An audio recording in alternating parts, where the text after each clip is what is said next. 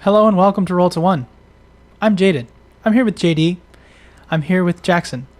Oh my gosh. Oh no. That's my face. Why did you do that? Oh, I guess you needed me to be in crystal clear HD. I was going to ask you a polite question. I'm here with Zane as well. I don't know if you caught that because he was the one zooming in on my unfortunate face. He had a 5 head. He's a bit of a sleaze bagano. That's what this guy is. He asks you if you want to buy some death sticks, and then ultimately in the comics wants to go and rethink his life, and he does. I don't know if you heard that. My voice almost cut out. It does. It's gonna be a great time. We play tabletop games. This isn't D&D, but it's better. Hot take. It's Dungeon World, and we've done it a Star Wars way. You know what's going on. It's episode 6. Without further ado, let's get ready for tonight's episode of Star Wars Ragtag.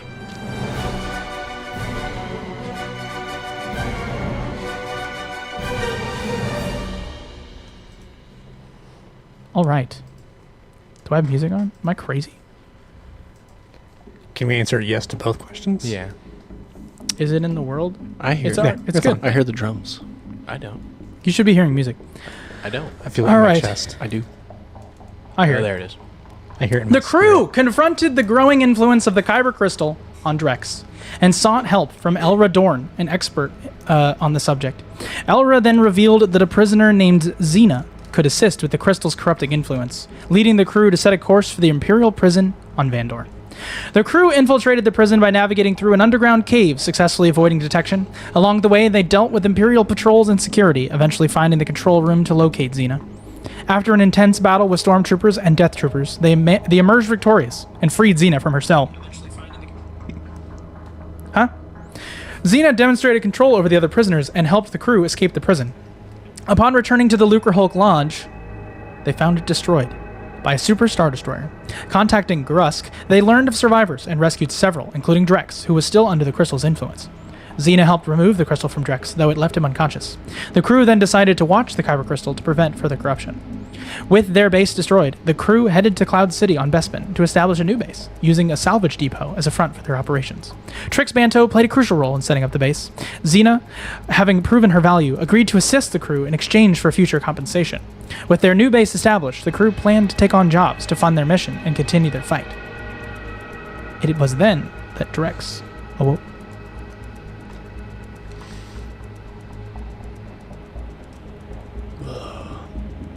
Yes, indeed.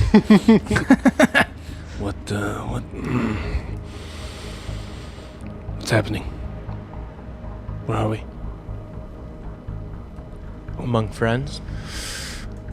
Chief, Tensai, how did we get here? Where are we? It's a long story. I imagine it's a shot of like a circle of people. He's like face down on the ground or something, or like a bed, and it's like a circle of people around him, and it's a Togruta, yellow Togruta, Tila Voss, a bluish robot you recognize, Sky. He is a super no-nonsense tactical droid. There is Grusk Marvak, the Trandoshan, sort of lizard man, Lix Banto, and Trix Banto, the Anzellan duo, and of course your squad of 3, the human, the Kyuzo, and of course Drex, you are a trivia. I don't remember. What's he called? Verk.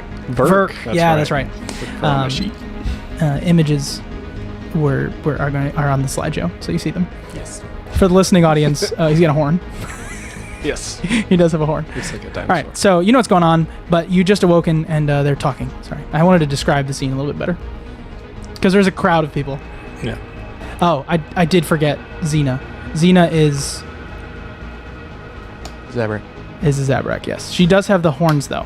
Yes. She has like little horns on Much her like head. Zuki in the Clone Wars. Mhm. And no Ross, no back take. No, Not for this one. no, Because we're picking up right after where we left off. just right? bam right here. Bam. Wait. Sorry, guys. I must have partied really hard last night. Wait. The station. The station's gone. Yes, I know.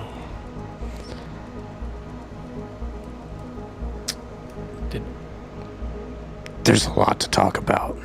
The Empire. Oh, you're finally awake, Xena says, as she like opens a set of curtains. I would imagine that it's been some time. We'll say it's like the new day, the new dawn, as Drex has slept off his pain. And she says, I know you boys last night said you were looking for a job. Well, I found one. Come and meet me when he's good and ready. And she walks her flowing silken dress she's somehow found. She walks over towards the door, and it goes, she walks out, and then it closes. Lix and Trix both, agree that they're going to start working on this facility, making it basically making it look more and more like it's operational from the outside so that nobody's asking questions.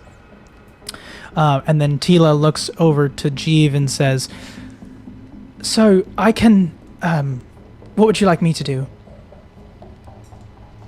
For now, I'd tell you probably just to help out Lix and Trix with whatever they may need, help get things going a little faster. Yes, sir. And she salutes and heads out as well, leaving the 3 of you. And Grusk. So, I'll turn to Grusk and be like, you should probably go grab that generator for me. A deal's a deal. And he looks at Drex and says, You're lucky that I have a good memory. I have it. Good. We need a chat. Give us a minute. Fine. and he bails. And so Tanzai is gonna. So now is it just the 3 of us at this point? Just then? the 3 of you, All right. yes. And Sky just leaves. Oh, fair enough. Like, Sky, buzz off. Sky just leaves. Yeah, fair enough. So Tanzai will kind of look at Drax and be like, "That crystal had a hold on you. Yes. Bad. Yes, where is it? That doesn't. Free. That doesn't matter right now. Okay. Is it safe? For the time being. Possibly. But yes, you're right. The Empire showed up and destroyed the Lucre Hulk. I was trying to take a page out of your book and play a little spy, but it did not work. There was an officer, Hans, on a Lucrehulk. And I was trying to keep him as a secret contact, but turns out that he let the Empire know where we were. Oh, Tensai. Yes, well, we all make the mistake of trusting an Imperial now and again. In the future, try not to make the mistake of grabbing on to kyber crystals, and we can avoid all of this moving forward. What do you mean? I tried to get it. You had to jump in and snag it yourself. It was fine. Listen, where are we now? Bespin. Bespin? Yeah. Cloud City? Yes. Yeah. Okay. Well, let's just focus on what's in front of us. What's the next gig? What are we doing? We don't know. We need to talk to Xena. She has the next job. In return for fixing whatever was wrong with you, we kind of put ourselves in her debt for the time being. Yes, she did heal me. It seems. Let's go figure that out. Cool. So yeah, I'll reach down and kind of help him up, Okay, you're up.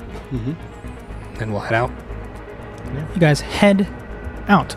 You head into the space, and Xena is sort of wandering around the space and opening curtains, as she had done in this room. This room that you're in is a bit of a makeshift lobby for the kind of rough space, right? It is a makeshift. I'm just pulling out my rules. It's a makeshift space that was probably once a workshop, but now has since been placed with cheap chairs and junk around every corner. And she's sort of politely sitting, legs crossed. As she finishes the last curtain, she sits and gestures to the chair near her. So one chair. Yes. Just one Right. chair. All right, how are we stacking up? Yeah. I mean, it makes sense. Who's that on bottom? It makes sense. I would be. I'm the strong. I can handle it. I've got some thick thighs. They save lives. Ooh.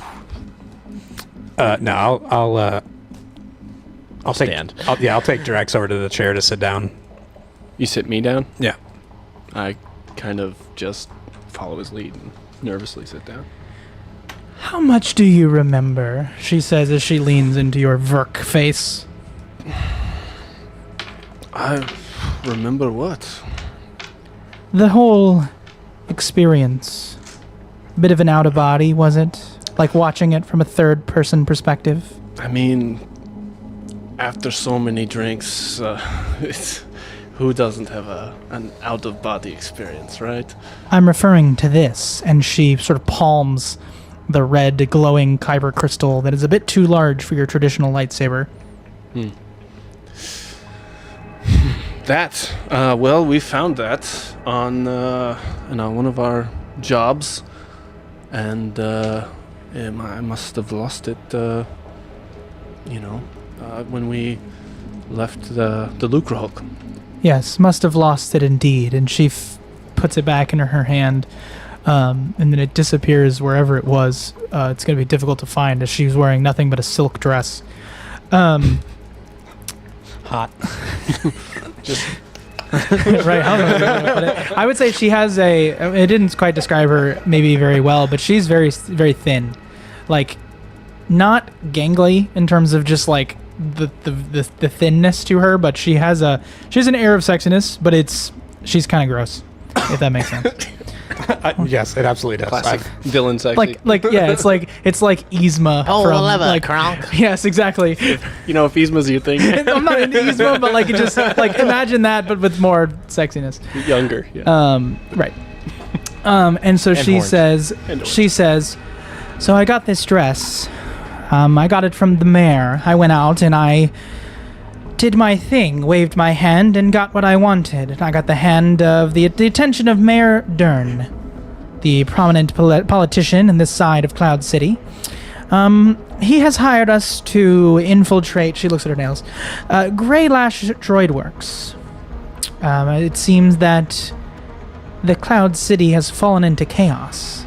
Silith Greylash, a former Imperial engineer turned cyborg, has taken control of this sector's droid security network, turning the droids against the residents. Seems he's obsessed with superiority. I can relate.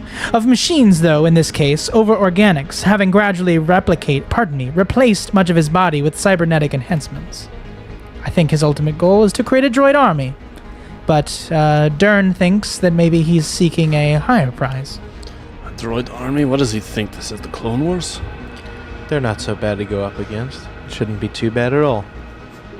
I see. Clearly you've not met the Imperial droids. Regardless, he has a key around his neck, hiding within his chest cavity. You can use it to deactivate the rogue droids. A single security key with 6 key... what do you call them? Edges? Teeth. You must navigate hostile territory, outwit, and overpower Greylash. But with the 3 of you, plus myself, we'll be fine. Jaden, would you agree with Michelle that the mayor's her sugar daddy, apparently? It's very possible. Michelle, you may have it correctly. Maybe not. I think she can wave her hand to get what she wants, though, so it's kind of... That's true. Michelle tossed in that like... Yeah. She was just hypnotizing people to kill themselves last She for episode. sure can Yeah. hypnotize people to do whatever she wants. So that's kind of where I'm like, is this job her or is this job the mayor? Yeah. That remains to be seen. Well done, Michelle. Touche. Okay, well... Tan's like, I need to find one of those. A silk dress? And he just ignores it. But anyway. So, real quick, this is the name of... it's Greylash Cybernetics? Or that's just his last name? Greylash Droid Works. Droidworks, okay. And Dern is the guy who's kind of like concerned about it. Yes, Mayor Dern. What kind of droids does this cyborg usually produce? You know, strictly legitimate. I don't know. You're going to have to do research, as you normally do before a heist. It's not my job to do your job. Let me find a terminal. All right, are you attempting to do something on this sheet here? Let me go. I mean, is there a web browser nearby? I can Google who this guy is. Right. As I'm sure you know, you are always welcome to... what is it? It's... You could spout lore? No. In this case, it would be... Gosh, we have not played in a month. Every month. It could be discern. Every month we have I know. played in a month. We'll get it by year 2. Right. It's could be steeped in lore. Yeah. Steeped in lore? When you spend hours or days sifting through rumors and information in a library, watering hole, or other scholarly or social nexus, roll plus intelligence. Okay, let me go. I'll see what I can find. Can I aid him with that, recalling the battle droids from the Clone Wars were shut down? Yeah, sure. I'm into it. He's going to aid you. We'll spend 2 hours. He starts backseat researching. researching and backseat researching. So what's that? So you roll at Roll advantage. plus int. Plus int, and that's 2. And then roll with advantage. That's 2d6. It's going to be 3, and you're going to choose the highest 2. 3. Oh my goodness. My Yeah, I goodness. guess we haven't played in a month. It's been 2 for him. I know, it has been 2 for him. And I'm gonna choose the what? Choose the highest 2. The highest 2. So that's a 9. Oh wait, and then plus what? Plus your intelligence. So that's a cool 10. Cool 10. On the 10 plus, Nice. choose 3. You learn of valuable treasure. You learn of dangerous enemy or group. You learn of something useful about an area's history, layout, or politics. Or your research went unnoticed by your enemies. So you get to choose 3. All the last 3. Dangerous enemy or group, useful about area's history, and research went unnoticed. Yes. I like it. So Oh, no treasure. I'd like you to tell me, how did you learn this? Tell me the truth. How did I learn this? Yes. I learned this because For each one you choose. I might ask you, how did you learn this? Choose one. So how did you know of a dangerous enemy or group? And I'm going to tell you, and then you're going to you're gonna use what I tell you to ask how, and then I'm gonna tell you something else. And you're gonna tell me how you know, and then I'm gonna tell you one more thing, and you're gonna tell me how you know. Makes sense? For knowing about this group, Okay. the Dangerous Enemy group, I'm still kind of like getting my stuff back together. So I'm gonna say like I've locked in and started sifting my memory, and I've had dealings on Cloud City, of course, Yeah. because it's a major hub in this area. Right. And so, I've heard of the gangs and the different, people to respect or avoid. So, Yes. Yes, indeed. I need to make strong wind sounds. There's strong wind sounds. It's just Cloud City's blows in the out the wind. mic. It's a gas planet. It is. You should hear it. Hopefully it's there. Mm-hmm. All right. I had a prior engagement, says Laura. Prior engagement. No, Zane had Zane did have prior engagement. I said Zara. Oh, Zara. I know it's Zane in this case. I think my eyes are not deceiving me. All right, so in this case, I'm going to tell you how you learned, or not how you learned. I'm going to tell you what you learned. You ready? So, Dangerous Enemy or Group, you find out specifically about Greylash. So, Greylash is a piecemeal of parts. He assembled himself with great admiration of the great General Grievous and believes that cybernetics are the way of becoming more perfect. Of course, he didn't start believing that until he adopted some super tactical droid parts. And all of a sudden, his mind started to think more about perfection than it did about necessity. And something changed within him, and he now operates a large array of security droids.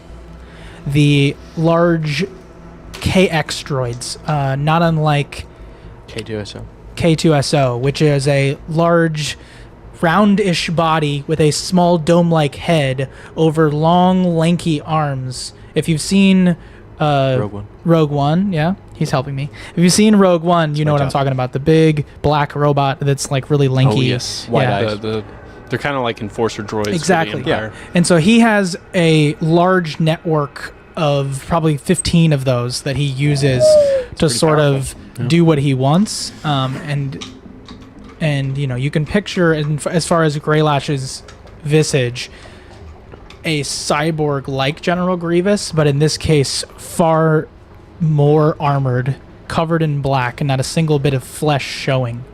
However, there's like a large sort of plate that covers up the front of his neck, similar to if he would like be a jousting person. He'd have that sort of thing protecting his neck. But in this case, you know that it enables his necklaces and things that he hides to be well protected. So the only way to get them would be in through the top, right in front of his face. Yummy. So he's a transhumanist with a Doc Ock schizophrenia complex. Yeah, you got it. Sweet. You got it. That was a brilliant response to what I just said. Now, why do you know that?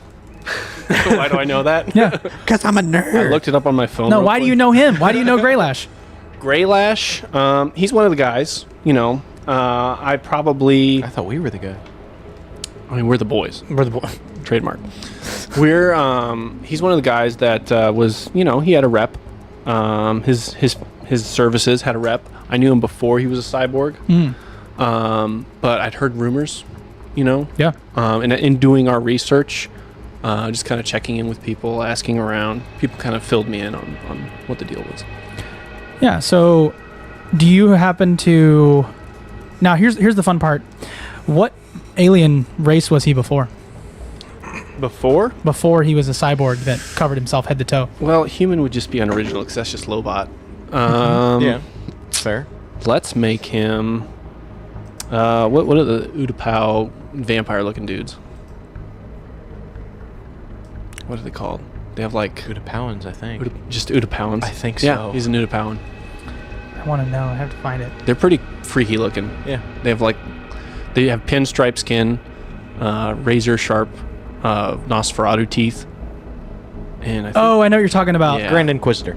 Yeah. but he's not as cool as the episode 3. Yeah, Utapauan, you're right. You're absolutely right. So he's got a big, long head, the red eyes, but of course, it's basically just a big dome over his head. And you sort of see, like, it almost, I'm imagining, like, carapace on an ancient bug, sort of just down his face, or sort of just has like the spikes that sort of overlap, Gross. right? But in this case, some of the slits is where he can sort of see out of, if that makes sense. Dang. So it's just like a big thing. Wild. Anyway, just giving you an image. All right, now, something useful about the area's history or politics, which is fun. This area of Cloud City is not particularly well known for crime. It is a well locked down location. It is very difficult to get into because of the fortified shield gate that exists over the droid workshop. It is a huge, massive energy shield that blocks the path to the location. Now, you know that the area is a place you shouldn't rob, because you obviously you rob things. Somebody says don't rob it. Why? Because big energy shield. But of course, Jeev knows, for some reason, you're going to tell me why, but Jeev knows that there is a Duros technician that can be bribed to let you in. There's a Duros technician that can be bribed to let us in. I remember meeting him on a job back before the fall of the Republic. He helped us get in to save a couple hostages. How old are you? Old enough. I heard 20s. You look good for your age. I heard there's a guy that can be bribed to let us in, Yeah, like early to mid 20s. and then he just walks away. Why do you know that? He said. Yeah, I did say. He said because he helped him with hostages. Oh, he helped him with hostage. My brain So Duros erased is that. Duros is a blue, no nose, but like they look like a gray, like a Martian, but in this case it's just a bluish head with red Cad Bane. eyes. Cad Bane, yeah, it's a great example. Mm-hmm. Without the cyborg stuff. Yeah, but he's not a cyborg. He's a technician. Cool. Well, it looks like we have a plan of action how to get in there. Now, how do we deal with Silith? Once we're there, that's the question. I would like to try to use my I know a guy. Yeah, you do. I'm going to reach out to. I'm going to say that there's another Cayuzo that I am familiar with that is Okay. here in Vespin. Okay.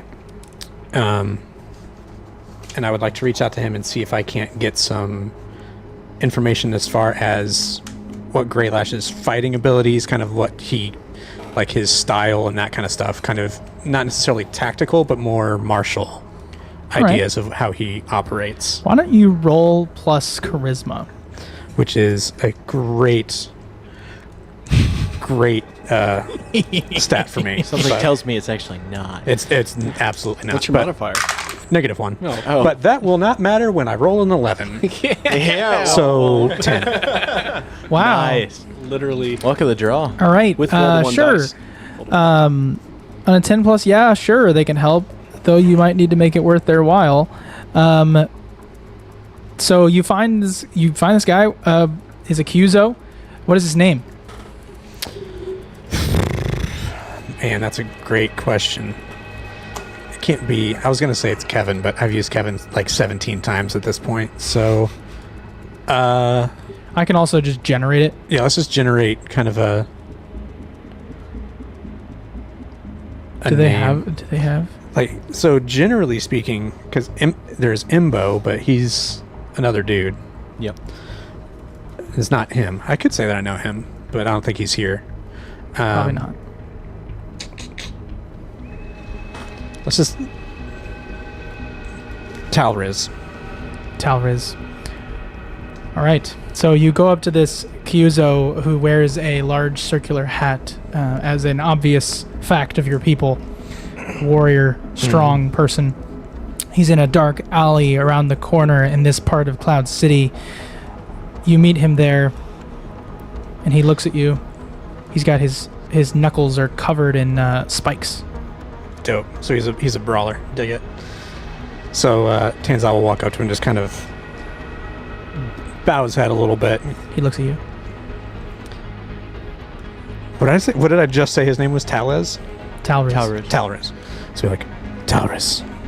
Long time no see. Long time no see. This is gonna be problematic. No, it's not. Is he Japanese? Yes. Please tell me he's Japanese. they're all kind of that's in my head at least. It's kind of Asian. So like Hashtag stop Asian hate, guys. Let me do it. right. This is not hate. I'm honoring him. Yes. Don't stop. So like I need some information on a cyborg named Greylash. Greylash. Yeah. Ooh. So we It's fine. I'm gonna keep it together. we have also we have Stop. we've been tasked to Oh, no. take him down a peg or two, and since you kind of have a pretty good understanding of things going on around here, what can you tell me about his martial prowess, kind of his style? What's the best way to approach him in a fight? Well, if you can get past his security, he has big guns. He wields 2 guns, 1 each hand. He's ranged fighter. Excellent. That's good to know. If we get in close, does he have any countermeasures that you're aware of? Are you looking to take him out? And he kind of looks around, just to and then kind of looks at him and he's like, maybe. Oh, that is expensive stuff. You have to make it worth my while. That's fair. What do you need? I need to win tomorrow's tag team fight. And I have no fighter with me. My last one died in the pits. And Tanzai will just kind of perk up and he's like, is it a tournament? It could be, depending on if we win. So when we win. And like, and Tanzai is like all of a sudden really confident again. Now he's kind of back in his element, especially speaking with another Kyuzo, knowing it's like, what do we get out of it? Well, first place is a lot of credits. And a trip to the Bahamas. Where the heck is that? And second place is lots more credits. And third is nothing. The Bahamas, is that in the Sol system? Yes. I think I've heard of it. Yes. The whole system. I've never really wanted to go there, so... Sorry, I'll make it Star Warsy. The Bahamasa. Right on. Sounds very Hutty. I know. There's a Star Cruiser that goes through there every once in a while. I'm familiar. Now, if you have friends who can win second place, then we win all the money. It's not a bad idea. It is 2, though. Tag team fights. Got it. Yeah, but you see, then that means we have to fight I'm in. Anzai and another one of his people. I'm in with you. I've got your back. And What? you can keep the trip to the Bahamas. The Bahamasa. That's what I said.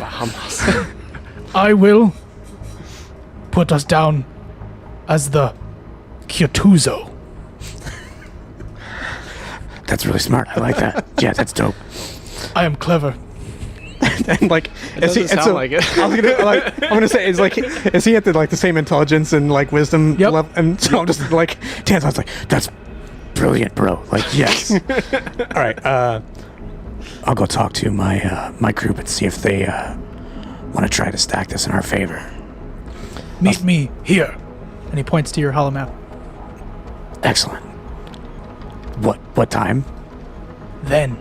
Got He it. tells you. Got it. All right. So cool. And then he'll bounce and come back to you guys and kind of break that down for you. That's to get information on how to get past his... If there are any like cleverness that you Yeah. need to get into his armor, etc. Yeah. That's how you're going to get it.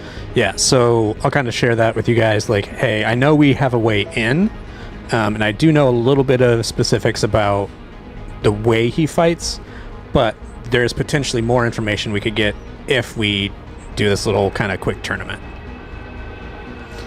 And he puts his hand on Drex's shoulder.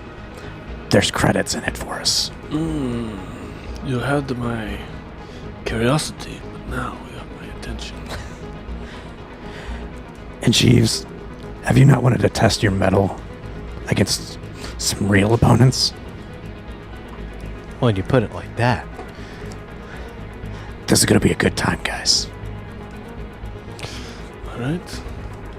Wait, was it just 2 people that enter tag team, or can we Two tag people in? 2 people enter, 1 leave. No, it's tag team. You tag in from a pool of people. It's like Okay, cool. Well, so It's like you, 2-on-2s. You enter as a 2-on-2. Yeah. So it's like you guys would enter as a group. He's in with a Katuzo. Okay. You see what I'm saying? So we're making multiple teams to rig it, yeah. Yeah. So hopefully you guys are trying to win like- first and second. like we Yeah. do. Yeah. yeah, we're trying to stack it. That happens though. We have to go up against each other. True.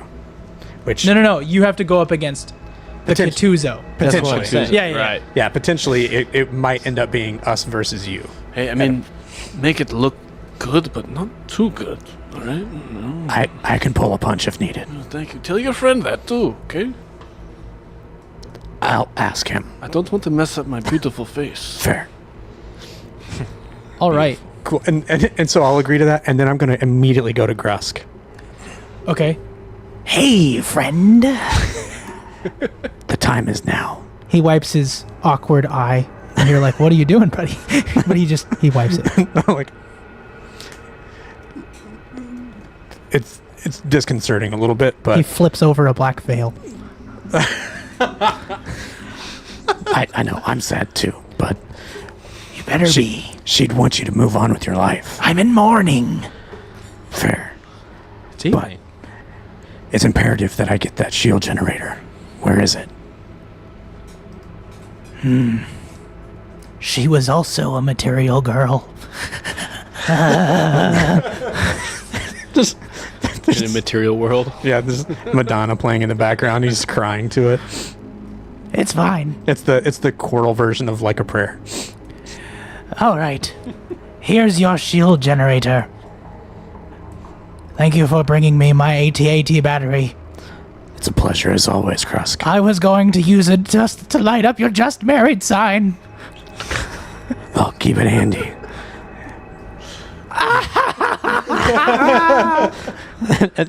As soon as that happens, he just turns and walks away. He doesn't even like. I'm like, all right, cool. You're still a brother to me.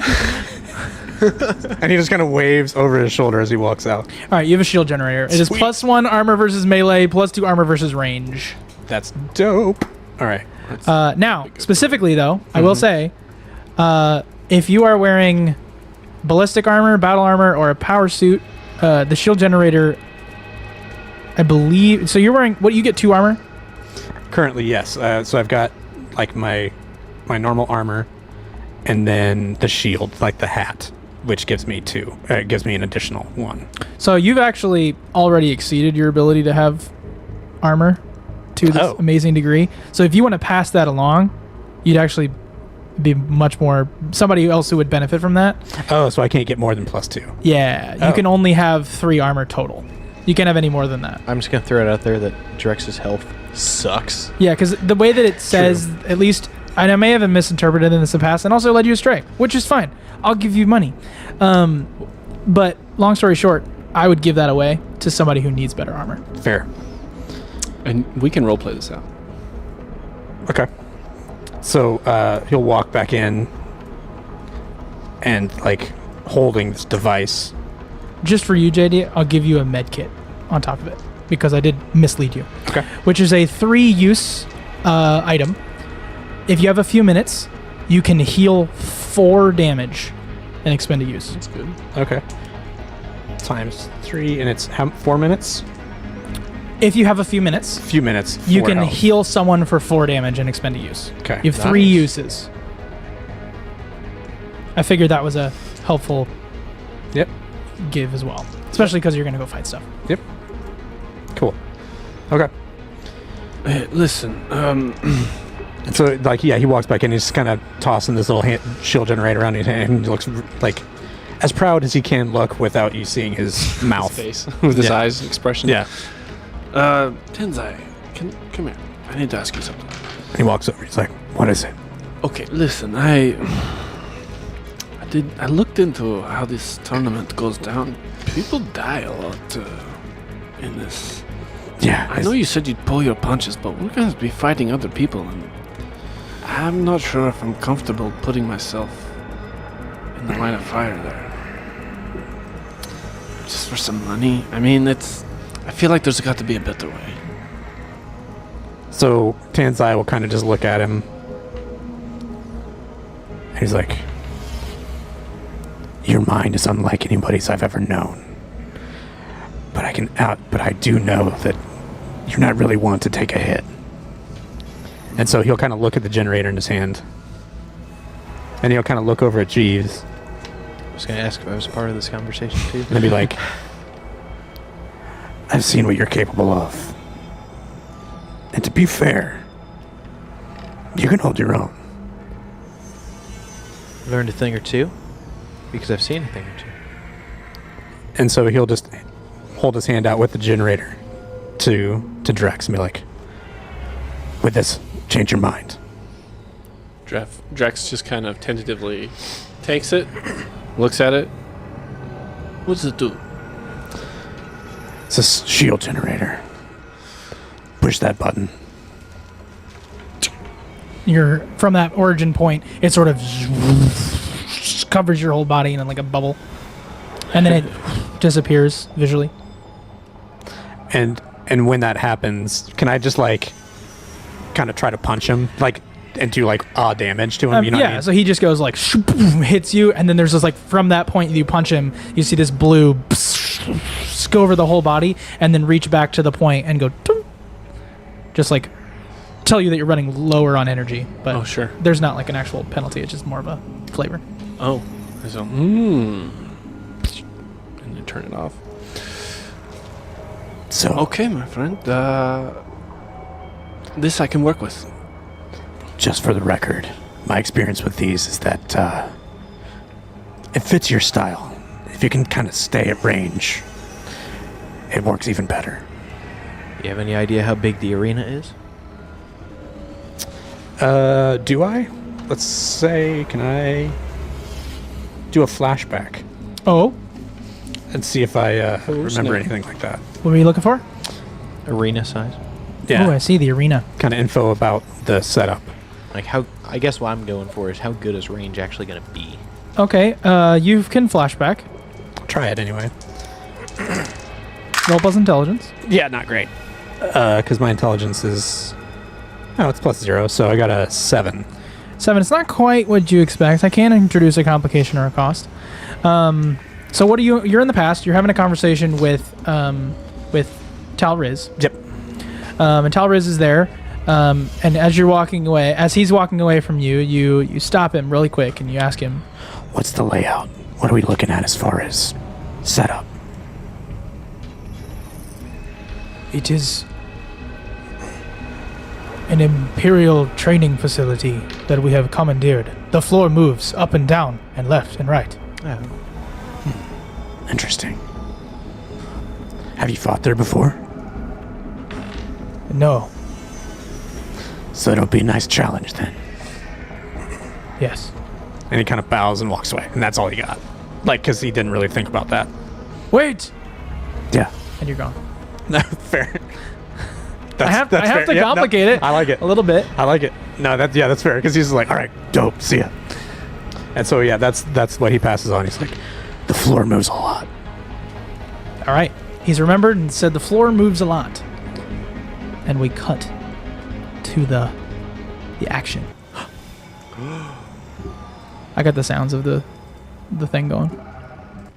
See? It's the outside world. Now I get to do this. I get to do this sound again.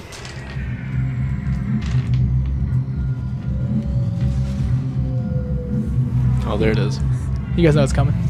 All right, so you're on your way, and you get outside this like Imperial facility, but instead, spray painted across the front is the Bumbling Hive. spray painted on the front of this building. So what's on there? Sorry, odd say that name. again. It's like an Imperial training facility, Yeah. but it's spray painted the Bumbling Hive. Nice. Okay. It's an odd name. I'm sure it's nothing. Can I spout lore? Sure. I love it. You guys are doing your diligence of trying to make sure you know about these places. Sorry. It's We're like, like we're really thorough about this fight. This specific fight, We're learning how to play this you game. guys dive into heists head first, but this fight, Like, wait, there's 17 stormtroopers? Let's fight them. and you guys manage to survive I every repeat, time. they are surrounding you. Right. I keep fighting. Never back down, never what? All right, spout lore. You recall something you know about the subject at hand, the Bumbling Hive. Oh, roll? I believe. Do I have to roll for You that? have to roll stuff. I'm sorry. I can't just give you stuff. I'm going to roll I the can give one. you Oh, wait. Do I do just I two? did fail. No, I didn't. I fail. can't find it on my didn't sheet. fail. Do I just do two? Yeah, you roll in 2 dice and add them together and add your intelligence. Intelligentsia. Would 8 be better, or could I roll 2? Same thing. He rolled. I rolled an 11. I'm good. Okay. So yeah. Before the roll is what you have to call for that. What's up? Fair. All right, so spout lore. So Yep. I can just make whatever I want. Well, no. I have to tell you relevant truth, and then, or I might ask you to establish one. But in this case, what did you roll? I rolled an 11. 11. Oh yeah. So, you've been to Cloud City before? You've sort of said that already. Bumbling Hive is a place where it's a rumble house, right? It's where people fight. It's got that reputation. The name's a little odd, but it's always been. And yeah, it used to be an Imperial training facility for young cadets. They would sort of train, because of the cloud nature of this location, they would train Imperials in their flight school here. And you know that one of basically these training exercises are varying forms of danger for the cadets, but one of them in particular, the floor sort of slides in and out in different directions, and it will continue to rise and fall and move, and then basically the goal of the cadets was to start at the bottom and then get to the top. And that would be what they would try to do. But in this case, you know that they put a dangerous red shield at the top of the pit. So if you get caught on one of the ones heading up, you may die because it's going to carry you towards that red energy shield at the top. Gotcha. But basically, it doesn't end until it ends. Okay. Each fight. Okay. Do I need to? No, that's it. So just give you I don't info. need to say anything. Okay. You got lore about I the get place. info. Okay. Cool. You got it. Cool. It's like rolling a history check, right? I just tell you stuff. Oh. Okay. Yeah. Cool. So, is this set up? Is it like Royal Rumble style, or is it just 2-on-2, then the next 2-on-2, then the next 2-on-2? It's a great question. Too bad you don't know. Okay. So I didn't- Wait! I was gonna. All right. All right. Fair enough. All right. I just told him that the roof is going to be dangerous. Right. You guys know that going into it. I relay that, and I'm like, let's go. All right, so you guys meet outside the place, and it is, this is the second Rumble Club I've ever done to this music. But outside you meet the Cuzo that you were talking about, Riz. Talriz. Tal-Riz. I should probably write that down. Riz. Huh? You bump into yes, oh yes. You bump into Tal-Riz, and he's like, "Are you ready?" Oh, you know, we were born ready. Oh, I was going to tell you, you cannot bring your weapons into the facility. They will check them in at the door. Wait. Which is why my weapons, and he undoes some bandages, are in my fists. And you see he's got like spikes sticking out of his hands, and he opens them up and it's nailed his hands. Ooh, that sucks. Huh. I hope you are prepared. You still have the same damage die, regardless, because it's not a weapon, it is the damage die that matters. You just can't be nasty. Fair. So I have to give him my gun. Oh yes. Can I hide it?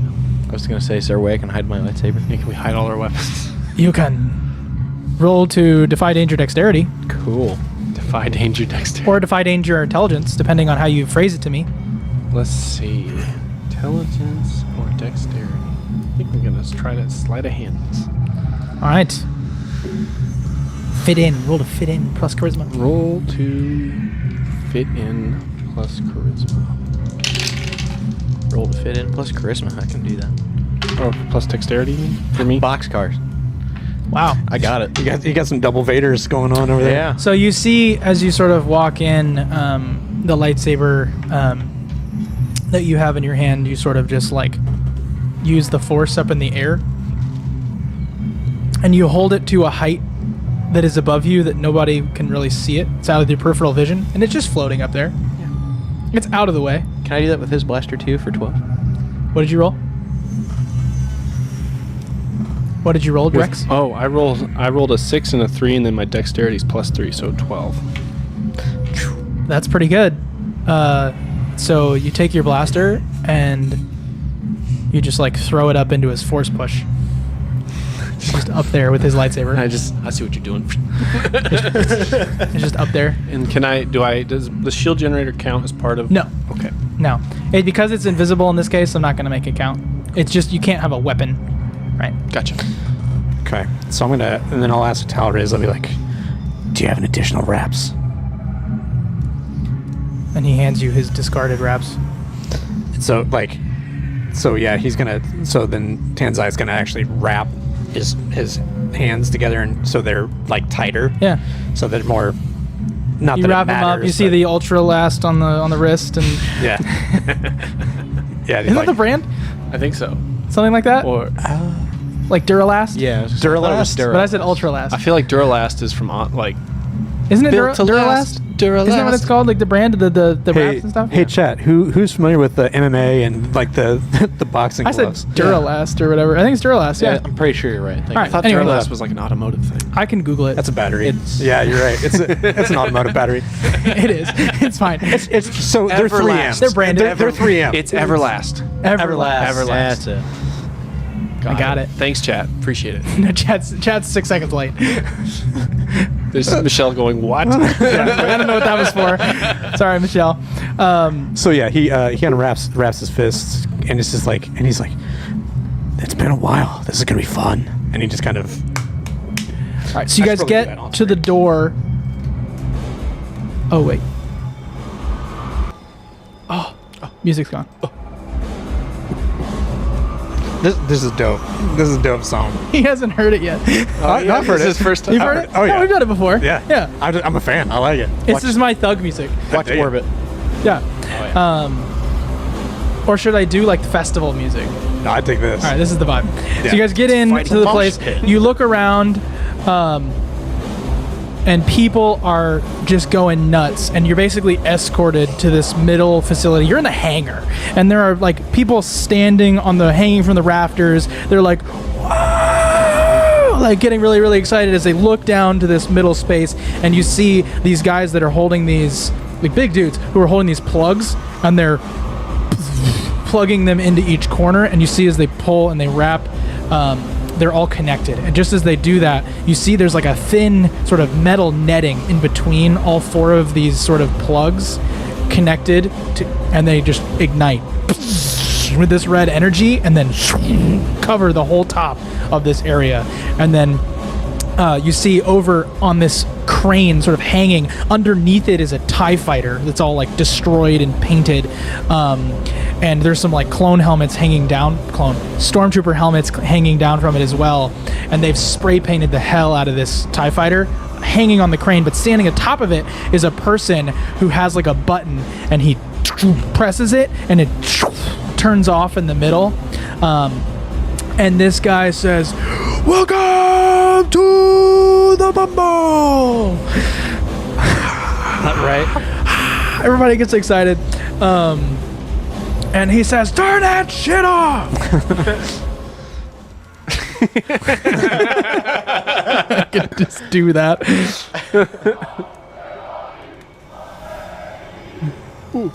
People are hyped. That is dope. People are hyped. Hell yeah. Anyway, so he gets everybody's attention, and I gotta give this guy a race. He's not a person yet. He is a. I want to make him a Keldor. So a Keldor is what? Give me the Jedi. What's his name? Plo Koon. There you go. Plo Koon. So he has a mask over his face. He has like little pincers that come out of his, or not pincers, more like just like little fingers almost that sort of stick out of his chin. His eyes are completely covered, and his skin is an orange peely because of too much time in the atmosphere. Open a book. There's a reference in there. Is he going to It's the be character. in? He'll be in either one. You think Either so? One? Yeah. Oh yeah, Plo Koon will be that in that one. Alphabetical. Is this guy like skinny like Plo Koon, or is he He is actually more gangly, gangly? like really thin, Oh. like drug thin. Oh. After Padme. Well, I don't know if it's alphabet. I thought you were like insinuating Should he be. did drugs after. If it's not in that one, No. I know it's in the Clone Wars one because I have that at home. Oh yeah, there he is. There he is. Dope. Without the lightsaber or robe. Right, but he's got the face. Got the face. He Which does have means, a face. which Looks like means a now turkey. I have to talk like Bane from God. Batman. Looks like a turkey. It's like Princess Leia's buns, but made out of flesh. Yeah, and he's like, but he sort of looks out at the crowd and he's like, the rules are simple: 2 on 2. Should you grow tired, die. Who shall begin? Volunteers. And I'll leave it up to Talriz, but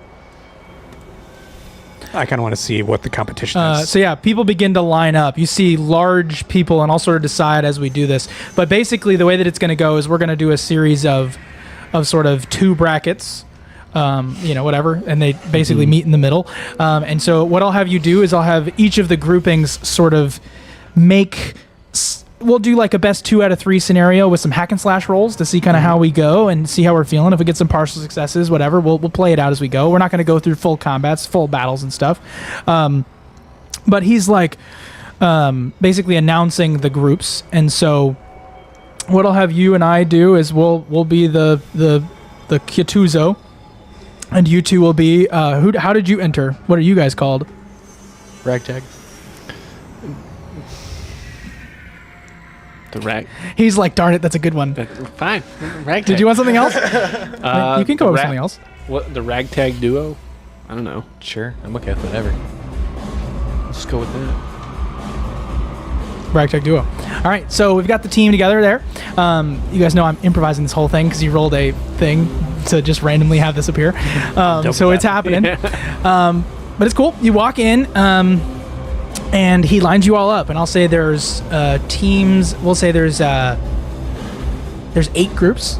Okay, total. 8 groups total. And so 2 are going to have to fight each other. And then, one of them will be knocked out. And then will be the next one, right? And then it'll be knocked out. And then it'll be the last group, right? Isn't that how 8 works? So 'Cause it's 2, 2, 2, and 2. Because, this group, this group, Yeah. and then it'd be that group. And then they would fight the other group. Yeah. So there'll be two fights, 2 separate fights, and then their fight and our fight, So potentially. so you said 8 fights? 8 Or 4 fights? 8 groups. 8 groups. So 4 fights, then 2 fights, then 1 fight. Yeah. Perfect. So basically, you guys will each, depending on how you do, fight a maximum of 3 times. So okay. Yeah. That seems reasonable? Yeah. All right. So you get all organized and lined up, and you see some of these guys are big. So one of these guys actually has 4 arms, you see. There's some of that kind of action going on. You see some of the guys are like spindly and small, and you see one of them sort of spin a switchblade in his hand, got it past the door. And then he's like, oh, did he? And then one of these like little like sort of droids fly by, and you see if it could say, it would, and it just grabs his switchblade and pulls it away, and then you see some men sort of walk up and hold their hands out for your weapons. They're on the ceiling. You've like pushed them up and are subconsciously holding your weapons to the ceiling, so at any moment you could let them drop. Are they going to be like destroyed by the net? They would, so you're going to have to decide when to drop them. But right now, they're coming around for your weapons. And he says, the rules are simple.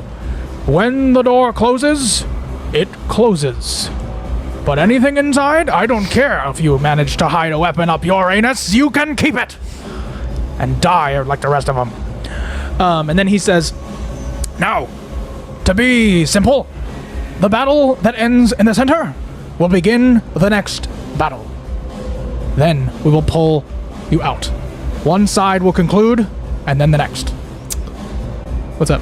I would like to, knowing that in character, we try to position ourselves to be the last pair to fight. I see. Cool. So basically the way that it works is like whoever's in first is basically fighting up one side of it. However, getting the lay of the land may be good, may be bad. It's a strategy thing. Yeah. All right. So you guys are brought there. Two groups are brought in. I'll just describe a little battle in the beginning to here. So you have these two groups there in the middle. Alien humanoid people down there go in the middle. They sort of walk onto these platforms that extend out the top area, and then they begin to sink. And they go all the way to the bottom on this sort of elevator, like a hovering platform. It goes all the way to the bottom, and then it disappears into the wall. So they're left on the floor.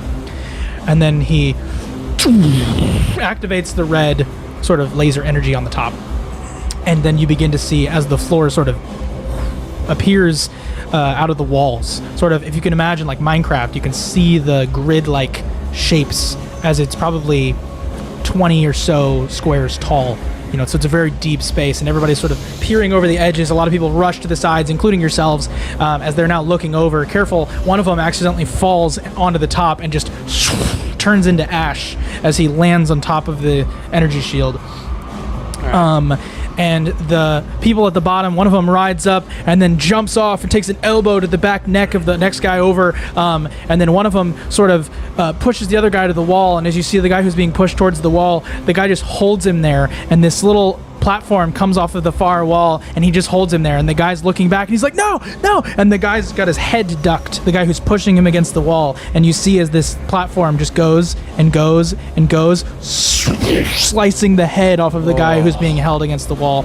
And then that guy goes, he's fighting the guy who just lost his head. His teammate is sort of fighting another guy. They're sort of going head to head. They're punching each other, and the other guy just walks up and he clubs him on the back with his fist, and then they both start kicking him until the guy stops moving.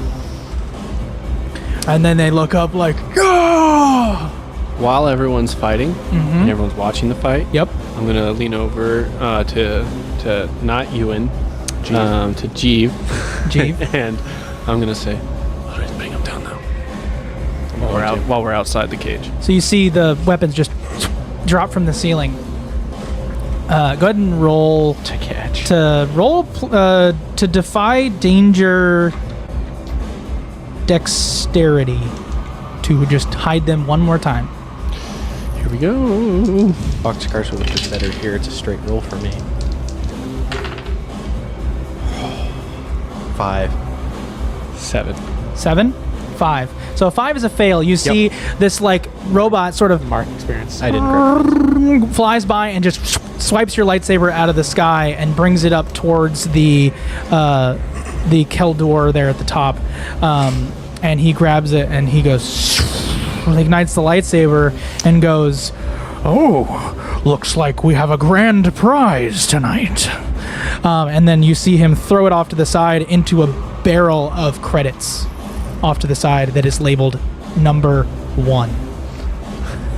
Oh, damn. Big bubble letters. Yeah.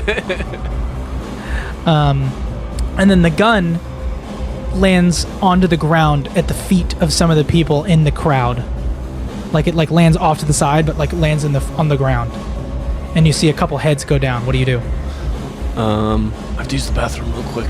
You start sliding through people. Go ahead and defy danger. Strength.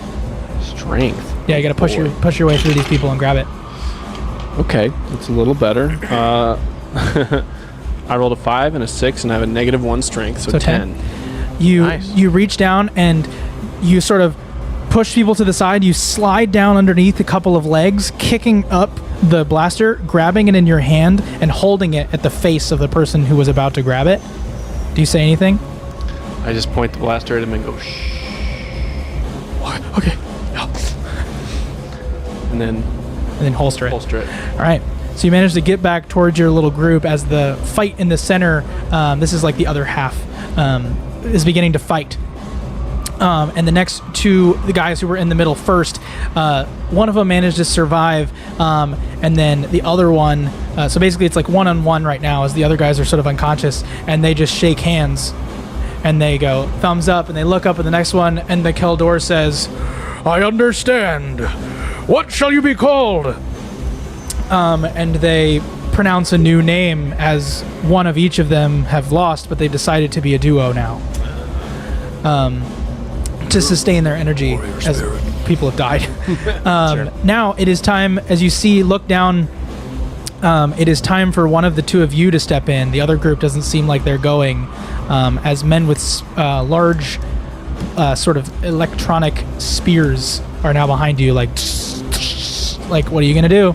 Which duo is going in? I'll describe. You see a Shistavenin, which is like a werewolf-looking guy. He's got like a wolfish face. He's covered in fur, and he's wearing a tank top, and he's got claws. And he's like ready for one of you to fall down. And then you see sort of across from him is a basilisk, which is a four-armed man, sort of has a carapace-style head. Dexter Jexter. Like Dexter Jexter, yes. And he's looking up like, yeah, come on. And he does this with both of his sets of arms.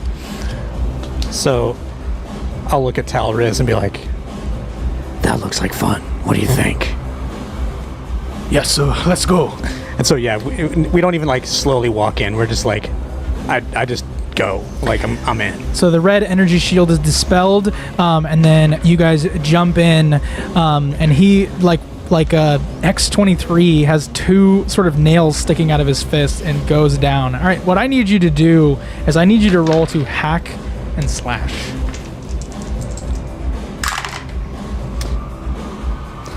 That is going to be an 11. Okay. What are you going to do? You going to strike hard and fast? Yep. So that'll be a D10 plus a D6 plus my D4. Ooh. He could potentially kill one of these guys. Lord. So that's 6. Didn't roll all that great, but it's 6 right off the bat. 6 right off the bat is pretty good. All right, now you are going to suffer one of his attacks. I need you to roll a D8. Okay. As you see, the basilisk sort of goes in for the grab. So 5. So I'll take 3 of that because of my armor. Yep. He sort of goes in for the grab, and he just boom, he just kind of sort of wraps his arms around you and is now holding and attempting to squeeze the life out of you. And just in that moment, you see as Talriz like walks over to the sort of Shistavenin and just slashes down his chest, and he just goes, "Oh!" He's like a dog person. It's just a werewolf He's in a tank top. That's actually the reason that they exist is because they are a werewolf mask put on Star Wars. That is why they exist. So anyway, he does do that. All right, now go ahead and roll again. Okay. So I'm grappled then, more or less? For the flavor. Okay. So I'll be like, brother, and just kind of swing. That is going to be... Another 11. Yeah, it's another 11. Oh my gosh. Are you going to do more crazy damage? Yep. Oh my golly. And so I'll just punch this guy that's got me in his arms. Oh, so 8, 9, 12, 13, 14 damage. Wow. So Actually, I'm just gonna say I don't grab him. I don't punch him. I just grab his head and start turning. how many hit points do you have? I've got 22 right now. Yeah, so he's definitely a little lower than you, and so you're gonna do him. You're gonna hit him. You're gonna kill him. So how do you kill him? So instead of like punching him, since he grabbed me, I'll just be like, getting me too close is a bad idea, and just grab his so I kind of reach around the back of his head and like this, right, and just start turning. You start turning. He starts trying to let go, but then his second set of arms start just punching you in the sides as hard as he can, and you're just taking blow after blow after blow. Go ahead and roll one more D8 to just see what that does. 4. So yeah, he gets you with a good hit in the ribs. You hear one of them sort of pop as he twists and stops living. Snap.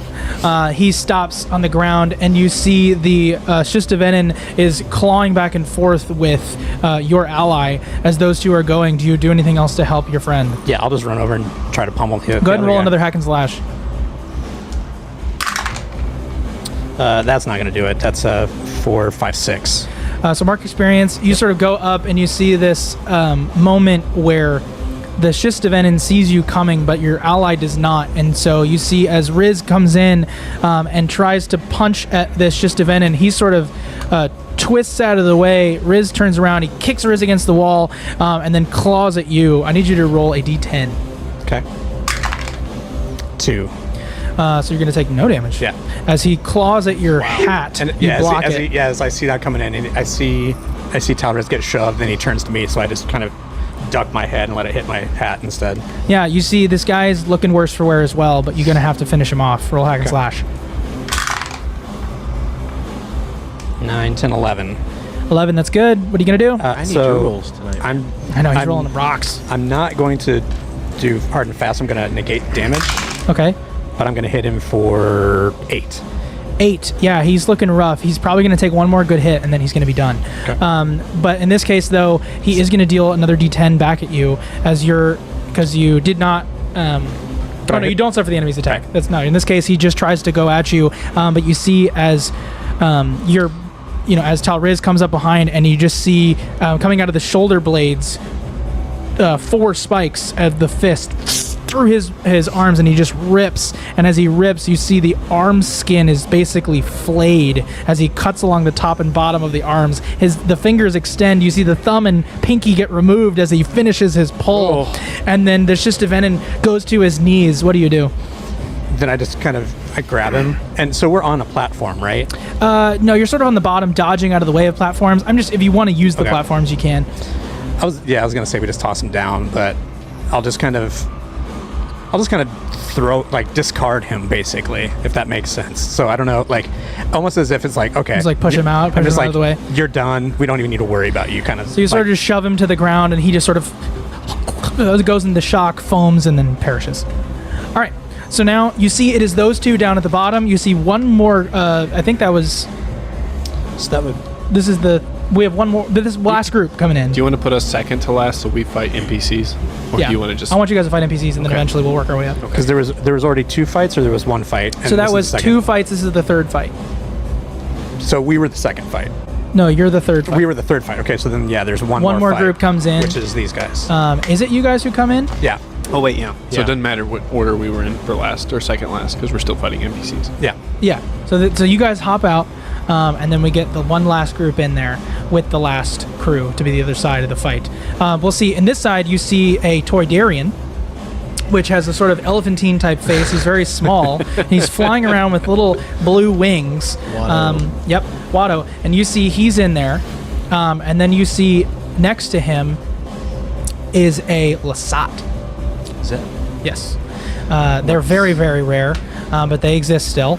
And this Lasat has sort of a purplish fur, big yellow eyes, caveman-like face, and they are very strong. The concept art for Chewbacca. Is he that Dave Filoni character they put in? And Rebels. Yes. Yeah. Yeah, okay.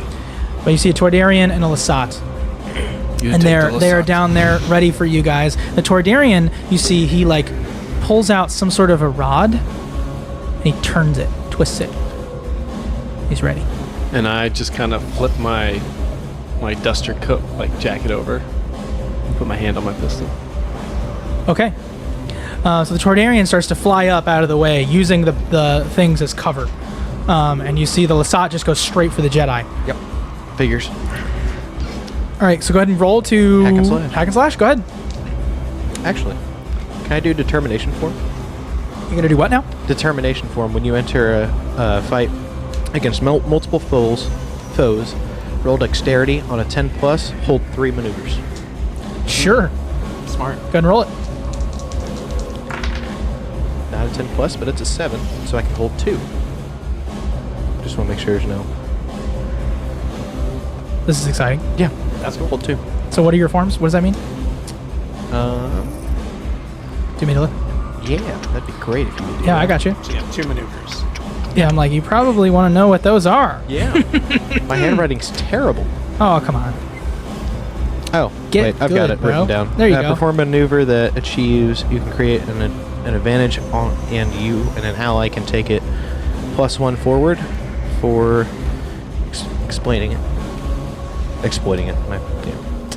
You disengage from melee with one foe. You immediately cross the distance between you and one foe it is possible to reach. You throw off the effects of being stunned, confused, or enchanted. So you just hang on to those two and whichever. Oh, that's cool. Yeah. So I'm gonna create an advantage for Drex and I, so we can take one forward. And Do you guys have +1 forward? yep, Great. I'm gonna. Is that it? No, I can hold one more. I'm just picking which one I want to choose. What are you gonna do, Drex? So I was actually hear me out on this one. I was gonna wait for him to make a first move because I have shoot first, Okay. which allows me I never shoot second, Yep. and I also have surprise attack. Yep. So I wanted to let him make the first move, and as soon as he does, whether it's shooting or not, I shoot first, and that surprises him, and so that triggers surprise attack. Okay. So you see the Trandoshans up there using the cover, flying up there. Troydarian. Toydarian, yeah, not the Trandoshan. The Toydarian. And he looks down at you, and then you see his little rod sort of ignites in green light, and you recognize that it's a modified, what are they called? Modified Geonosian blaster. So it's going to vaporize you if this thing hits you. But it goes as it blasts out the thing, and it's going to hit you with this green energy. It sort of gets larger as it gets towards you. But I shoot first. I know you do. So Okay. go ahead and shoot.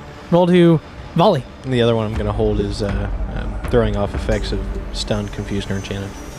We'll say on the way, by the way, it just like totally just melts one of the platforms. Okay. But I shoot first. You do. Go ahead and shoot. All right. How can I describe someone shooting without you? You see what I'm saying? Without shooting.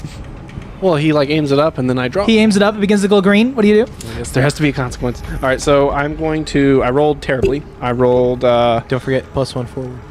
plus what? Plus One one forward. Plus 1 forward for Well, him. and I also get +2 gunslinger, +2 on ranged weapon attacks. So it's- that's damage though, right? Or is that on attack? When you attack with a ranged weapon, deal +2 damage. Okay, All right, so surprise attack. When you attack a surprised or defenseless enemy with a ranged weapon, you can choose to deal your damage or roll plus dex on a +10 shoot. Oh, on a 7 to 9. Yeah. So I don't think I made it because it's So you didn't shoot first. what's. Sorry, I'm asking you all the time. You're good. What's up? What do I add to it? For your to hit roll, Yes. Is it dex? roll plus dex is a volley. Plus dex? Wait. So 3. One short. 6. Even with the one I gave you? Even with the one? Plus Yeah. 1, so you got 7. 7. Okay, so then that's a 7 So for a you surprise deal your attack. damage, but choose one. So their armor is reduced by 1. You create an advantage. You have to gives move +1 or for- hold steady to get the shot, placing you in. Wait, what are you doing? It's a surprise attack. Oh, so you have a special ability associated with the failure state or with the almost state. So what is the Correct. roll? So the armor, the roll totals a 7. Yep. So on a 7 to 9, choose 1. Their armor is reduced by 1 until they repair it. Okay. You create an advantage that gives you +1 forward to you or an ally acting on it. Nice. You deal your damage plus 1d6, or you don't get into a fight with them. Ooh, what are you choosing? I think I'm going to choose. I'm going to create an advantage that gives +1 forward to you or an ally acting on it. Okay, is it you? Yes. Okay. So he blasts up at this Toydarian, and it's flying around, and then it just gets blasted in the shoulder, and there's just a hole in his shoulder, and he's like, shoots this green energy in your direction. Do you I still have to roll dodge? volley? That was part of volley. Gotcha. So in this case- Wait, so volley. Yeah, so he rolled volley. He made it. You can choose to deal your damage or roll plus dex. So on a 7 to 9, deal your damage, but also choose 1. Yeah, so you deal your damage, and then I also get to, Okay, so my damage then, yes, is your damage die. my damage is a d8 Yep. +2. So sorry about this, guys. You're good. No. You're very complicated, but very fun. Pew pew, Michelle So, says. 6 damage total. Nice. 6 damage total. Awesome. So he doesn't like that. He does not have as much health as you guys, but he has a really powerful gun. So And he then can I dodge? no. In this case, I am actually just gonna roll It's because gonna vaporize me. I mean, basically you're in danger here. So I need you to roll a d12, please. D12. Oh, it's not fatal. I think you have Well- more than 12 health. I'm looking for a golf points roll. And the dice gods did not give it to me. I rolled a 12. You roll a 12. So you see this green burst of energy just sort of in your direction, and it eats the first platform, and then it gets towards you, and luckily all of that energy was mainly dispersed in that platform as you get hit by it. But wait, I have a shield generator. You I was do. gonna say, so yeah, so it'll only take 10.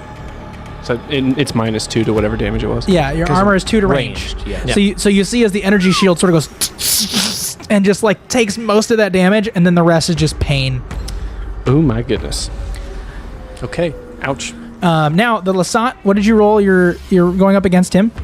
Oh. I did Roll to hack and slash. Yep. You have a +1 to this because you're acting 7. upon your benefit here. 7. 7, awesome. You're going to suffer the enemy's attack. You roll a d10, please. hack and slash. Trying to remember what's the added for that. Hack and slash is Strength. just deal Strength, so damage. Your you get an damage 8. die. Yeah. Strength. So that would have been an 8 instead, but I don't think that matters. Nope. Oh, I see what you're saying now. 4. This music isn't epic. It's I was obnoxious. confused. I thought you meant I was taking an attack. I was like, well, hold on. What? I mean, you do. Yeah, but Did you roll my d10? yeah, I got a 4. So you take 4 damage. So then you roll your damage as a D10. Yes, sorry, we have the same damage die. Sure. Yeah, so basically I'm making you roll my enemy's damage. But then you also need to roll your damage to hurt me. Cool. 3. All right. So you punch him in the face. Ugh! Why? Hey, You started it. Fine. now the Toydarian sees a moment there as he's like, yeah, that guy's a blaster. I'm not going for that. And so he flies to the side and he's going to try and blast. You see, Drex, you see he's trying to blast at your Jeeve. You see him rotate, hit the back of this pipe, and then this another one of these blasts. Can I try to shoot his weapon? You certainly can. Go and roll volley. All right. Oh, this is an attack an enemy. Hold on. Actually, hold on. Can I Hold keep on. that roll? Huh? Can I keep that roll? Yeah, you can. Sure. I need you to roll to defy danger dexterity. Dexterity, you say. Yes. So that's a 5 and a 4 and a 3 plus 3. 12. So that's 12. Wow, it's 12. So yeah, you blast that out of his hand, and it just sort of falls on the ground, and he starts to fall and then catch himself with his wings, trying to go down and go get it, but it hits the ground. I'm going to run after it. You do. I grab it. You do. I aim both weapons at him. Okay, you aim both weapons and goes out in his direction. I don't even know what sound they make. It's like whatever it is. And then at the same time, go ahead and roll the volley. Volleying up. And that's plus dexterity. So that is 2 6s essentially. it's So 12. just letting you know, this weapon has has a couple of properties. Whew. It is still your damage die because that is how the game works. However, what did you roll damage? What did you roll to hit? I mean, 12. Yeah. So just letting you know, this one has messy, as well as ignores armor. Ooh. However, should the enemy in a little asterisk, should the enemy be wearing an energy shield, the target is not affected. So I shouldn't have been affected? No, not affected by the armor restriction. Ignored armor. So The asterisk is on ignore armor. because the shield generator Ignore- actually gave you armor, even though it It shouldn't otherwise have it wouldn't have. if it Yeah. wasn't a shield generator. Yeah. Yes. That's pretty cool. Man, let's look at that. You're welcome. Thank you. I would have been dead. Oh, really? Well, maybe. No way. I'd have been close to death. That's fair. I was last episode. Yeah, so it's messy. So it's the Geonosian Sonic Blaster. Geonosian. That thing's dope. Yeah, I'm pocketing that. All right, so It makes your heart explode.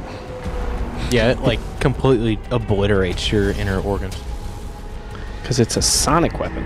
It is. We have those in real life. It's horrible. They have not busted them out quite yet, but when they do, oh baby!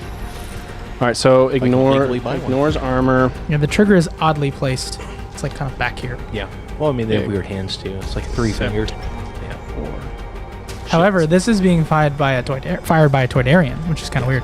Yeah. All right, so So do you I roll blasted for him. both weapons, or just all counts as one? You big roll ball? your 1 damage, but then you also have the messy property. Okay. So cool. when I describe the damage, you can say Sweet. it's messy. So I roll. So and is this also a D8 for my Yeah. damage? It's your die? regular You said damage your die, whatever regular it says on damage your Well, die. since he's shooting both, wouldn't he get to roll both? No. No. All right, so I tried. D8 rolls an 8 plus Nice. 2 is a 10.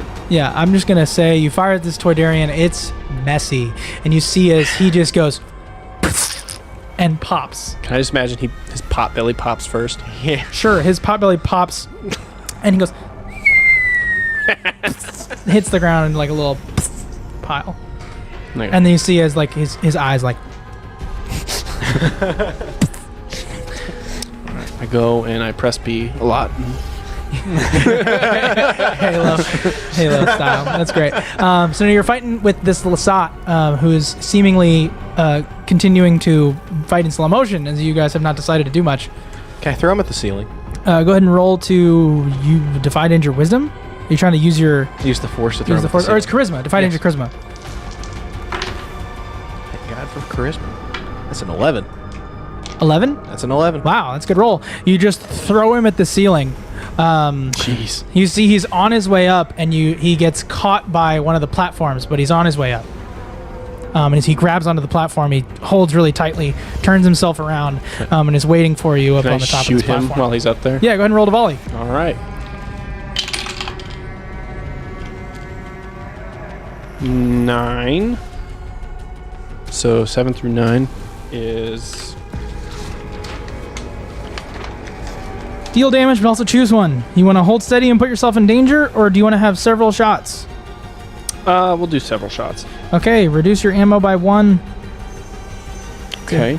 It doesn't super affect you because they're blasters. I mean, it does. You do have to reload in Star Wars.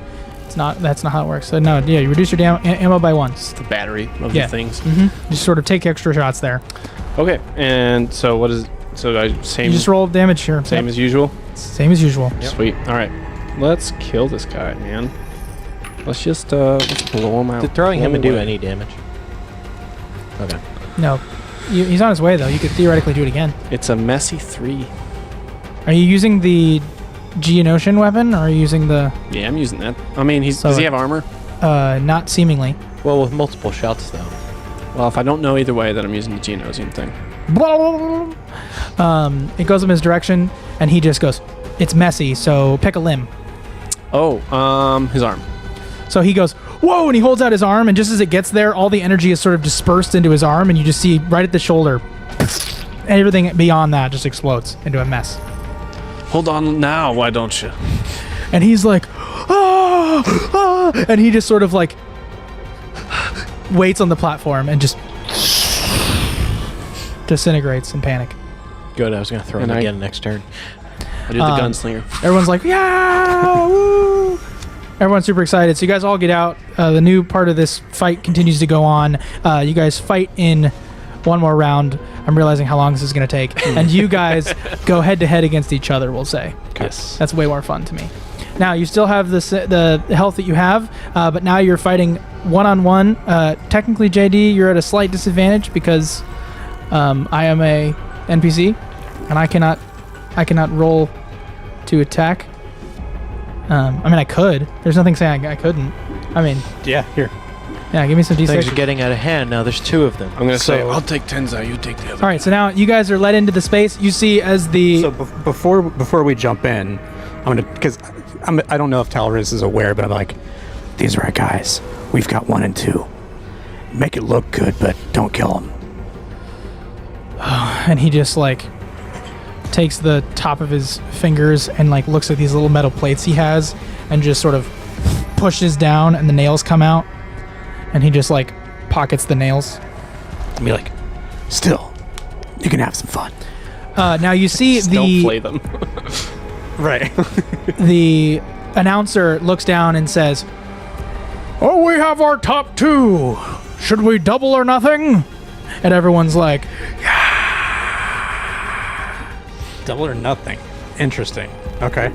"What say you?" I kind of go like this to the crowd. Yeah. Don't know what that means. So, sure, I guess. What is it? "Here we have one." And you see as he says, "Oh, no. No? No." I go, You want to do it? What does it mean? He said double or nothing. If we lose, we get nothing. Oh. No. I just go back. So yeah, I'll turn to Jeeves and I'll just be like, just kind of shake my head. No. Double or nothing was not a choice. And he presses the button. It ignites on top, and you see coming from the side, it opens up, and you see a sort of, what's the best way to put this? It's dinosaur-like, and that it has like pincers for its legs, and its body is long, its head is tall, and its head sort of goes back like a almost like a long alien thing. It's the thing at the episode 2 that is the praying mantis looking thing? praying mantis looking thing. Yeah, and it's one of those on the other end, and then another one on the other side. 2 Acklays? I don't think I have a. Bro, I'm about to die. It's gonna be in that book. Is it Yeah. in the characters? Yep. A. I don't believe you. You don't believe me, but it's in there. I've read that book when I was It a is little on kid. page 8. There it is. Acklay, the character. Okay. I know my stuff. Aklay's homeworld is a fertile planet named Vendaxa. They live underwater. Yep. It's got razor sharp teeth. They walk on long clawed fingertips. They actually have 6 legs. They have a grappling hand on their legs, and the protective bony modules. Stretchy stomach as well. Well, you know what? And then in the Clone War or in Battlefront 2, I guess you see them on Felucia, so they must be an invasive species. They are native to Felucia. Oh, they are native. No, they're as native. well? They're native. Their homeworld is a fertile planet called Vendaxa. They're also native to Felucia. They are 10 what I feet mean. tall either way. So invasive species. these things are on opposite ends. And he says, "We have a duo. Go." And everyone's like, "Yeah." I immediately go to like scramble on one of the platforms that are going. And then up. he presses the button. The top ignites in red. No, I know. I'm keeping track. I'm like, Oh, you're up on the platform. I'm just like getting a higher ground. All right. So we have to fight these things man. also? Yeah. In addition to each other. Yeah. Dope. Okay. I say we take these first. Okay. Yeah. So yeah, well. So I'll just kind of be like, split. What are they doing? They're working in tandem. I'll take a fake shot at Tenzai and purposely miss. Yeah. So I'll just kind of lock eyes with you a second, and I'll just kind of jump, like try to do like a barrel roll kind of thing, like I'm jumping up to another platform Yeah. and cross across in front of one of the Acklays. You know what I'm saying? Like kind of jump across, and you can take your shot as you're shooting So you're at gonna me. aid him with yeah. his volley. Yes. I love it. Yeah, there we go. I like that. So I'm just like, I'm dodging your shot. I'm feigning a shot, but I'm actually shooting. Yes, he is also exposed to the risk, cost, or consequences. Makes sense to me. Aid, he's done that. So you have your 3 dice. He goes to volley. my 3 dice. And you see as Talriz looks and goes, "Ah!" and he runs up with his Yeah. fists ready. Just take his nails back out and put them back. No way. That's a great idea. Yeah, he's like, Yeah, oh, he he, to say. he just looks down. He like gets on all fours really quick, and he like puts the nails down, like just like holds them out, and then he just goes, puts his hands down, and then he's like, "Ah!" and then goes to run. that's Jeez. dope. So is this advantage or add Yeah, all 3 advantage together? with Okay. the aid. Yeah. Okay, so 5 and a 2 plus 3, 10. so that's 10. 10 is not bad. Nice. 10 is great. So you have a clear shot. Deal your damage. All right, so that is a D8. These 8s. Which ends up being a 3 plus 2 is 5 damage. Nice. 5. You blast one of its legs, and it like it's not happy about that. Whatever it does.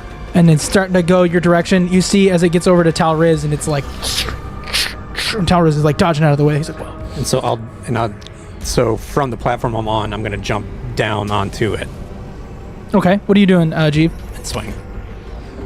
Can I jump on one and ride it? Yeah, you sure can jump. To me, that's a defy danger dexterity moment or charisma, depending on if you're using the force. I'll use the force. Get a little Jump. little higher. Yeah, go ahead and roll defy danger charisma. What are you doing, I'm Tansai? just gonna jump down and 12. try to hit it as on the way down. Roll hack and slash. 12. 12 is awesome. He jumps up on the back, does a front flip, and then he lands perfectly. It's more of a what's the word? Round off front flip. Yep. Lands sitting on the neck, and it's like I don't know what sound they make. He's like, It's very hard. yeah, it's very disturbing. Imitate. 14. 14. Nice. Hack and slash. Wow, obviously it doesn't get much better than that. So I'm going to avoid taking any damage, Obviously. but I will do 8, 10 damage to it. Wow. The one that's already been hit. Yes. So yeah, you just. How do you kill this thing? So I guess if I'm just coming down, like, again, without a blade, he's just kind of harkening back to just the most efficient way to take something out is to break its neck. So as he's falling, he's going to grab the, like, does it have kind of like a carapace kind of thing on the back of its head? Yeah, Let's it's got kind like of a look big long extension that's sort of most of its head. So I'm going to say kind of like as I'm jumping down, I'm going to try to, like, I'm jumping towards its back, but facing its front, if that makes sense. Yeah. And at the last second, I'm going to kind of grab the back of its head. And as I'm falling, yeah. So I'm going to got to grab him by the handles. And as I'm falling, yank down. Nice. Yeah, so you sort of turn its head down. You notice as you sort of spin it, its head doesn't snap when you turn it around. And so you sort of push the back of its head. It almost comes to a point into the ground in between a ridge. And in that moment, you sort of just hold.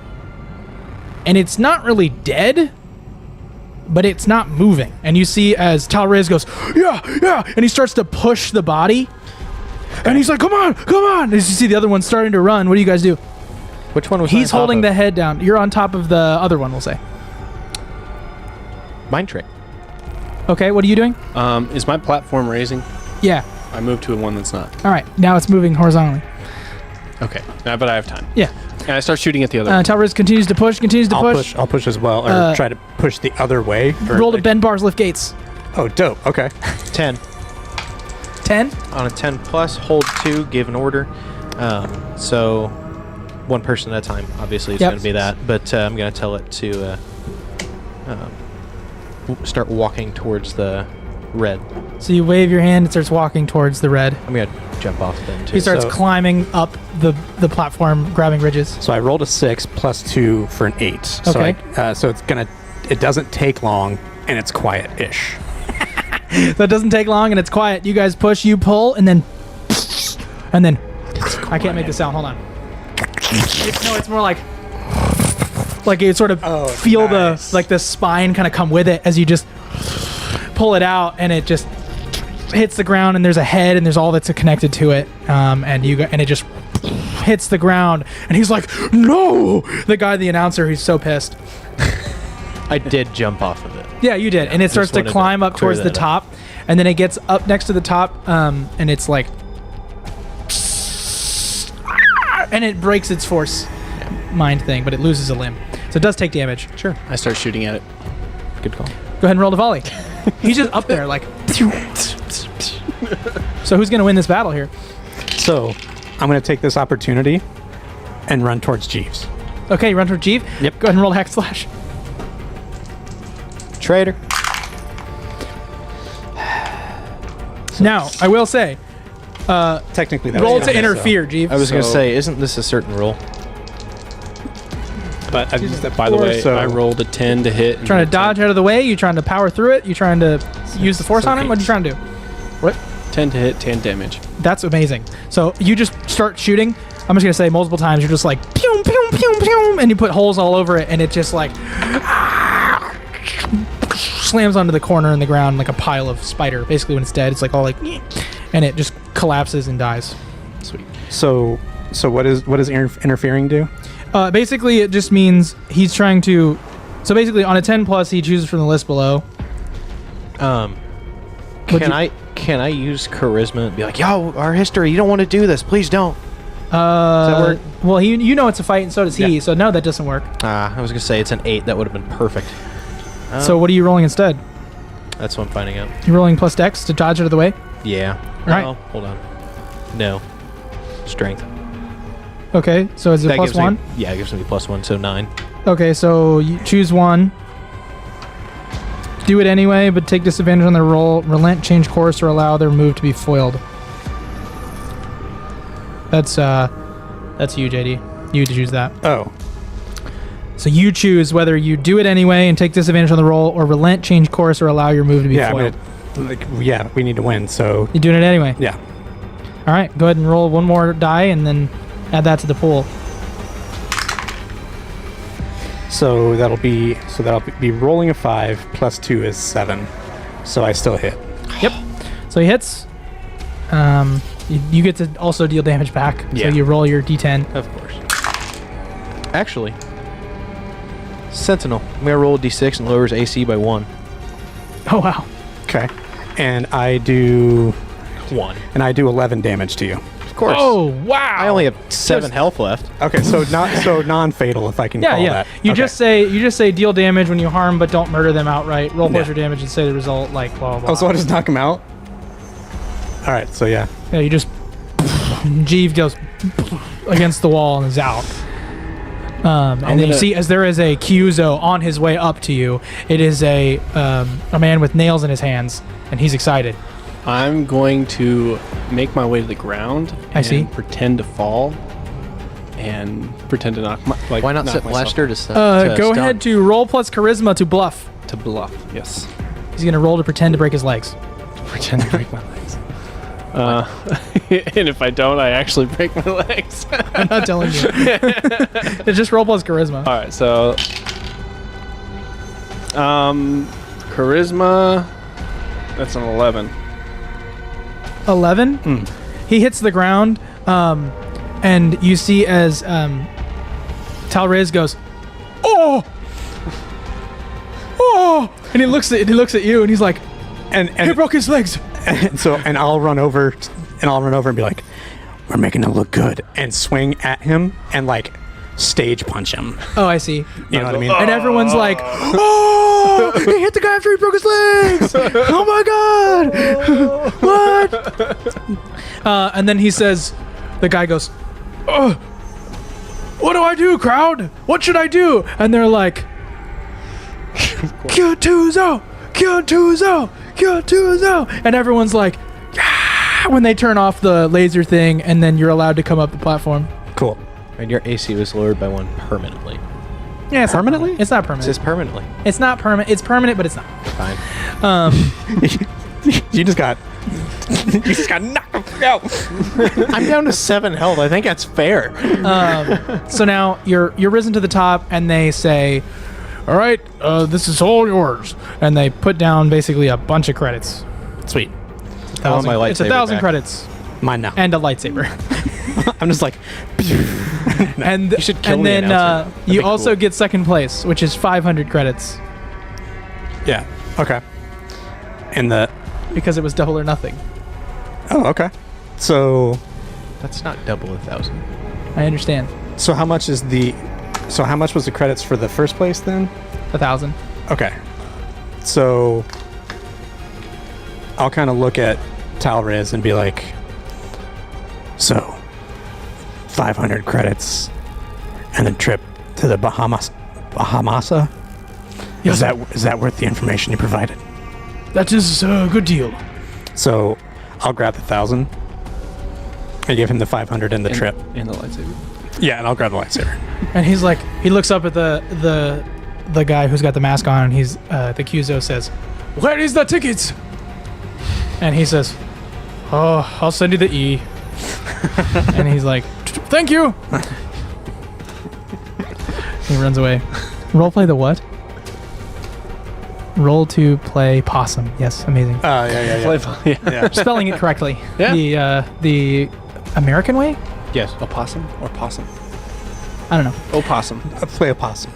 Yeah, I can't remember if that's the Because there's There's possum and there's opossum. and I think a possum is a different animal. I think. I think you're right. Yeah. Oh.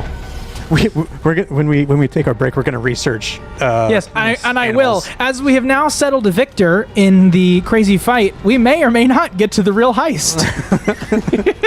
Thanks. Stick around. We'll see you in 10 or 15 minutes.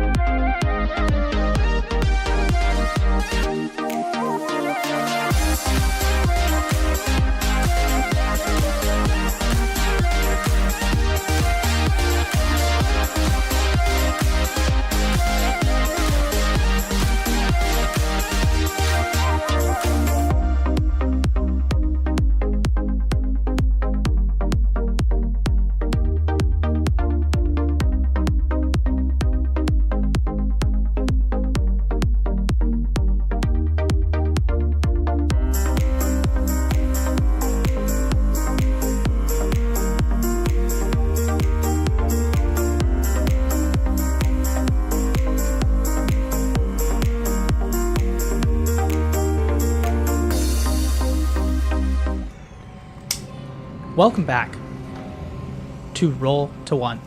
You're watching Star Wars Ragtag. Like, subscribe, hit the notification bell so you won't miss an episode. Yeah. We come back to our base of operations in Cloud City, Bespin.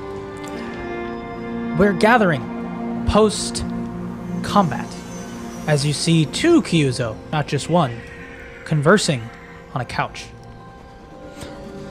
So apparently, opossums and possums are actually different animals. Oh. One is from the Americas, the opossum, and the possums are from someplace called Australia. It's weird, but they look the same. Okay. Anyway, back to the discussion. Yes.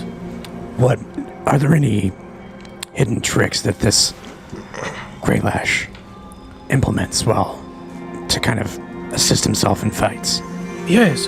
His armor is made of a lightsaber-resistant material. Resistant, but not immune. Nothing is immune to the lightsaber. Beskar. Agreed. Even Beskar can be melted. Fair. There's another metal I'm blanking on. Other lightsabers are technically... never mind. So I'll just kind of shrug at him and be like... So Taurus, Yes. I have a question for you. Do you currently have employment here? You kind of just met me in an alley. What do you got going on in Bespin? Well, we have been friends for a long time, Yeah. so I will tell you. I am currently homeless. That actually works out really well. See, this base of operations here is going to be kind of our home away from home for the time being. So you are homeless too? Yeah, but no. I am no longer embarrassed. This is okay. My question to you is, do you think you could stay here and protect this place and the people in it if we happen to be out on a job? I just got tickets to the Bahamasa, but we are friends, so I will allow you to roll plus nothing. So maybe when you get back, and have a nice tan. What are the benefits? So it is a 7. On a 7 to 9, the GM chooses one from the list below.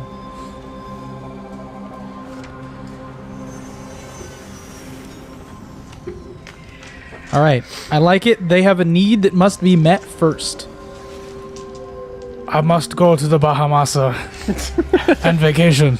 I mean, they are timed tickets, right? Yes, it is a 6-day cruise. That makes sense. But I can say once you get back, there will be a space here for you, and we can actually work out a payment. You mean more than what we won together? Once that's eaten up, yeah. I like it.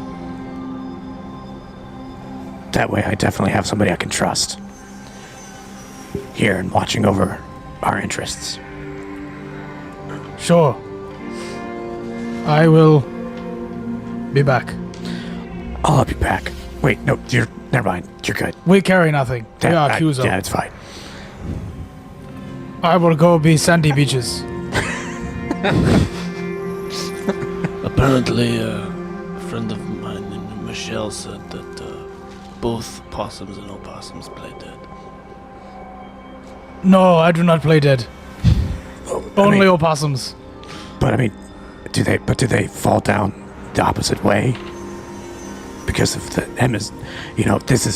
we need to really dig in on this. Australia is not a real place. I think because It is not a real place. if you're north of the equator, you fall down one direction. If you're south of the equator, you fall down clockwise, the other. counterclockwise. Yeah, I think that's what it. Probably the difference And between... it just like fades out. Goodbye. Haul aboard. He hops on boat. No, do not. He hops on a boat. It's not a boat. It's a ship. A ship. And he goes, and then he's like teary-eyed, the hat off on his chest. I have home for 6 days. he's crying. Like, you'll be back. He's like terrified of cruises. This is big leap for me. All right, so we have Tal Riz. Tal Riz. Tal Riz, the bodyguard, goes off on his merry way, and he shall return in 6 days. That's dope. So next episode. Yeah, for sure. How was your cruise, bro? All right. It was good. All right. Fish were big. Just enjoying it. I mean, literally, next episode, I can just use my own cruise as an example. There you go. You're doing first-hand research. For That's the what I'm doing. episode. That's why he's going on one. Right. Method acting? Yes. Yeah, I'm going to the Bahamas. That's what I'm doing. All right. So you have learned all that you need to know, and you have sent off your friend. You see that Xena says to you that her horned head. She's wearing a new dress. Still no shoes, and looks to you and says, "So I see you haven't been hunting." Not yet. Do you need help? Well, it might be nice. We could do it one of two ways. We could, be brash and go in there and take care of him bluntly. Or we could find a way to get close before making any moves. And so, and then I guess we kind of give her the lowdown on, like, we know a guy can get us in. We know that he's a ranged fighter. We know, like, his armor set up and all that kind of stuff. And just kind of give her the information that we've gathered. So then what are you waiting for? Are you accompanying us? Do you want me around? You've been a great help so far. I have no problem with it. Yes, I don't know if Drex can handle it yet. Why have you been helping us? You Well, don't seem like the type. You've given me great compensation so far. She does, if you recall, have a lightsaber that is white and curved hilt like that of Count Dooku. And she says, "Dude, shut your face." And she says, "Oh, I wouldn't be very good in a long-range fight." That's not my strong suit either. We can get in close. If you guys want to get in close, I can go from afar. I'm not much use up close. What you got there? Well, this, I just kind of twiddle around. This is my new toy. Your Geonosian weapon? Yeah, It's a stick. yeah. It's like a very awkward tube. Is it like super big or thin? It's like Is it like a staff thin, or is it's it like PVC PVC thick? PVC pipe. Like it's like as big as a toaster, but it's a tube. About an inch. What? So- the thickness. I'm not talking the thickness. It's about an inch thick. I'm for the talking handle. like For a toaster? no, for the handle. I'm talking. For I the think blaster. as big around as it is, it's probably. What do you have ideas over there? I do. Okay. So, The barrel itself you is probably the size Would of you that say Hulk. it's like this times 3? What was your idea? one of my moves Yep. is blacksmith. Yep. So I can merge weapon properties Yep. into a signature weapon. Yep. So if instead of carrying 2 separate weapons and using 2 different weapons to do the different things, I can combine them for you into one weapon, and that becomes your signature blaster, whatever.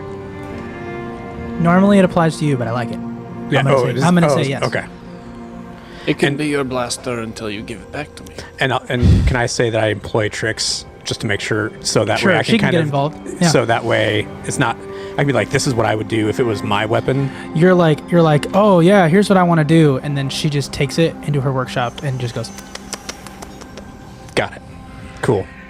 So Starts working on we it. just turn my blaster into Geonosian. No, she starts working on it, and you see her like mad face pulling down a welding mask, and she's just like, yeah, and just continues to go crazy, and then comes out and goes, "You're welcome," and then hands it to you. And it's basically just your gun, but there's like a little dial on the side now. And she hands it to you. Auto, semi-auto. Yeah, and so those properties now basically, so like the messy and the ignore damage or ignore armor. Yeah, so it's messy, ignore armor, and then I guess we'll give your blaster a property just so that we can really make it fun, so that you have a reason to switch back and forth. We'll have the other reason is it's shorter range. What's its range? We'll say near. Okay, so it's more of a shotgun kind of like It's near, and then your blaster is far. That's dope. Okay. So there are three, technically four distances in this game. There is hand, near, far, and I think there's one more.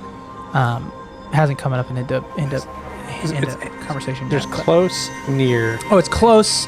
It's close, which is hand. Yeah. Sorry, I'm Okay, used to okay, playing yeah, other yeah. games. It's close, near, far, and reach.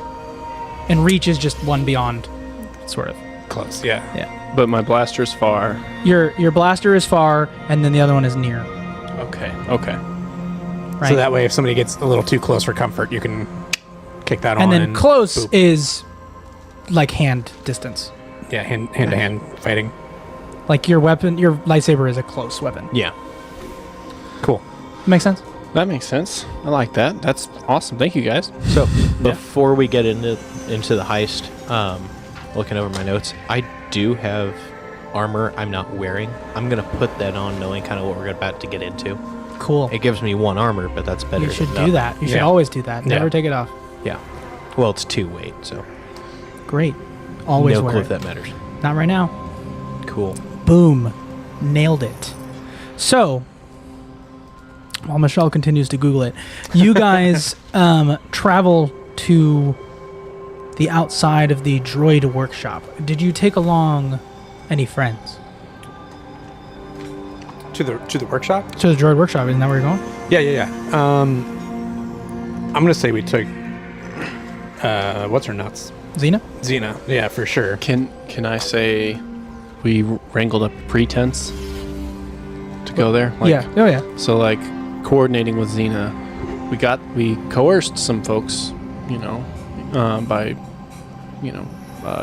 what's the something by trick or by something? I don't know. Either willingly or unwillingly. Oh, I see. Yeah, she just makes people do stuff. Yeah. If we couldn't get them, we just were like, hey.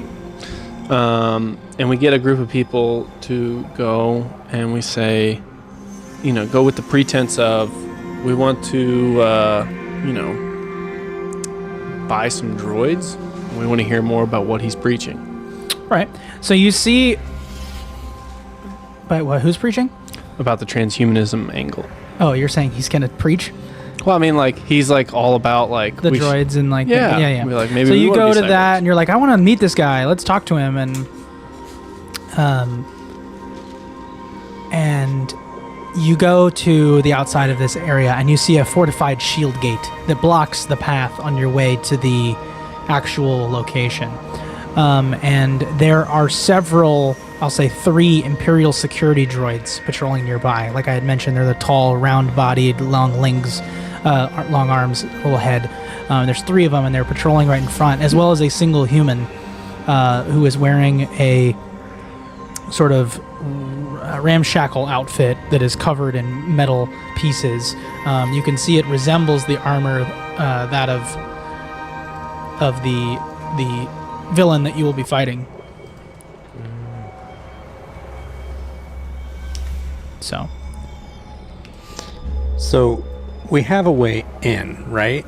But this is just the shield gate. This is not the way in. This is the way into the... Into the complex. Yes. Okay. It's essentially the edge of the industrial district. It's like the shimmering blue energy shield. It hums with power. Beyond it, you see the patrol of security droids. And then essentially an ominous red light sort of scans the area. Obviously, it's clear that unauthorized personnel are not welcome.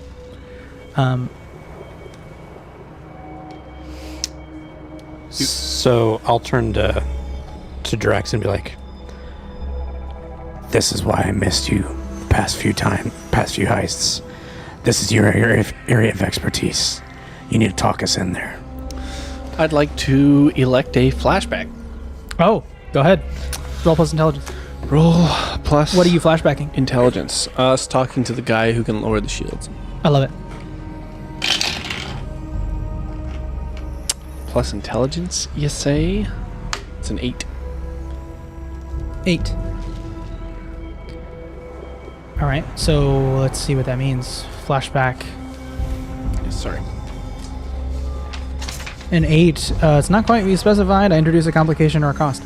All right, so you met with you find a man on his lunch break. This is yesterday. You find a man on his lunch break. It is a Duros man, blue skin, red eyes. He's sitting down, eating a sandwich.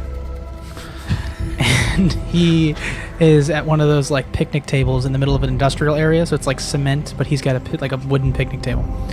And you walk over to him. He's nearby this like dumpster, and you sort of sit across from him. And he looks up, and he says, "I'm eating a sandwich. What do you want?" Well, friend, it's more of a question of what do you want? "Well, I want to get back to my job. Oh, my lunch break's over. What do you need?" I just need a favor. "What kind of favor?" Oh, nothing too special. Just, would you mind being a good friend and opening a door for me? "Oh, did Xena send you?" I can't remember, but maybe not. "Oh yeah, I've dealt with the likes of you before. Nobody's gonna die this time, right?" When he says that, can I kind of walk up behind him quietly? "Yes." So I'm just behind him. I mean, we're not trying to have anyone die. And when he says that, I'm going to just put my hand on his shoulder. But things happen. If a Duros man could have shock on his face, he would have it. And he says, yeah, for sure. I can open a door. I can do that. And I let go. I can do that. For the Empire, I guess. I don't know. Well, who are you guys for? I don't want to know. Don't tell me. Oh, okay. Sure. When do you need it open? And we cut back. And the energy shield turns off. You turn, and you know you only have a couple seconds. Everybody, come with me. I'll show you the way. And then kind of hurry everyone through. You guys kind of go through this entrance really quickly, and the droids look at you, and they're like, "Who authorized this entrance?" We come seeking to make purchases and learn. I do not understand why you think you can be here. We heard that we could come here. Who are you with? We are nobody. We are interested individual citizens of Bespin who want to learn more about how cybernetics can improve our lives. Go ahead and roll to defy danger charisma. All right. Is there any way I can aid him? You can always aid him. How would you like to aid him? Considering charisma's my fantastic stat. You just add just talking a die. Talking kind of added to it. Like, yeah, we heard about new enhancements and new technology and wanted to offer that too. Add a die? Sure. It's not great. It's not a great It's the excuse. exact same as the other die. So, thank you. Sadly. The odds increased. 8. 8. All right. So he says, let me get the boss. And then his head spins around. His eyes go red. And he looks to you. This robot, you now tell, has a different demeanor. Says, "Welcome, intruders. I see the mayor has sent some organic scum to stop me. How quaint. Unfortunately for you, metal is stronger than flesh. Turn back now, or you'll join the others in the scrap heap." And I'll just kind of lean into Drex and trying to hit one of his flags, be like, "You can talk us in. Keep going." Which flag is that? It is your Fearful negotiator. Okay. Oh, You don't mark please. anything. Only he does. Okay. Well, I'm keeping track just to Sure. to let them know. Please, you misunderstand, sir. We are not here. We are not from the mayor. We genuinely want to gain an advantage in life, and we hear that you're the one to go to for cybernetics in Cloud City. What's a mayor? Would you be willing to sign a waiver? Absolutely. Then I see 3 perfectly good test subjects, and you look around and Xena's nowhere to be found. Fair. All right. He says, "Follow the droid." The droid turns around, head first, then body, and then finally takes a step. And you move in the direction of the droid workshop. Passing the shield gate, you enter a large, cluttered droid workshop filled with half-constructed droids and scattered tools. You see the frightened Duros technician is just sort of awkwardly staring at you guys go by.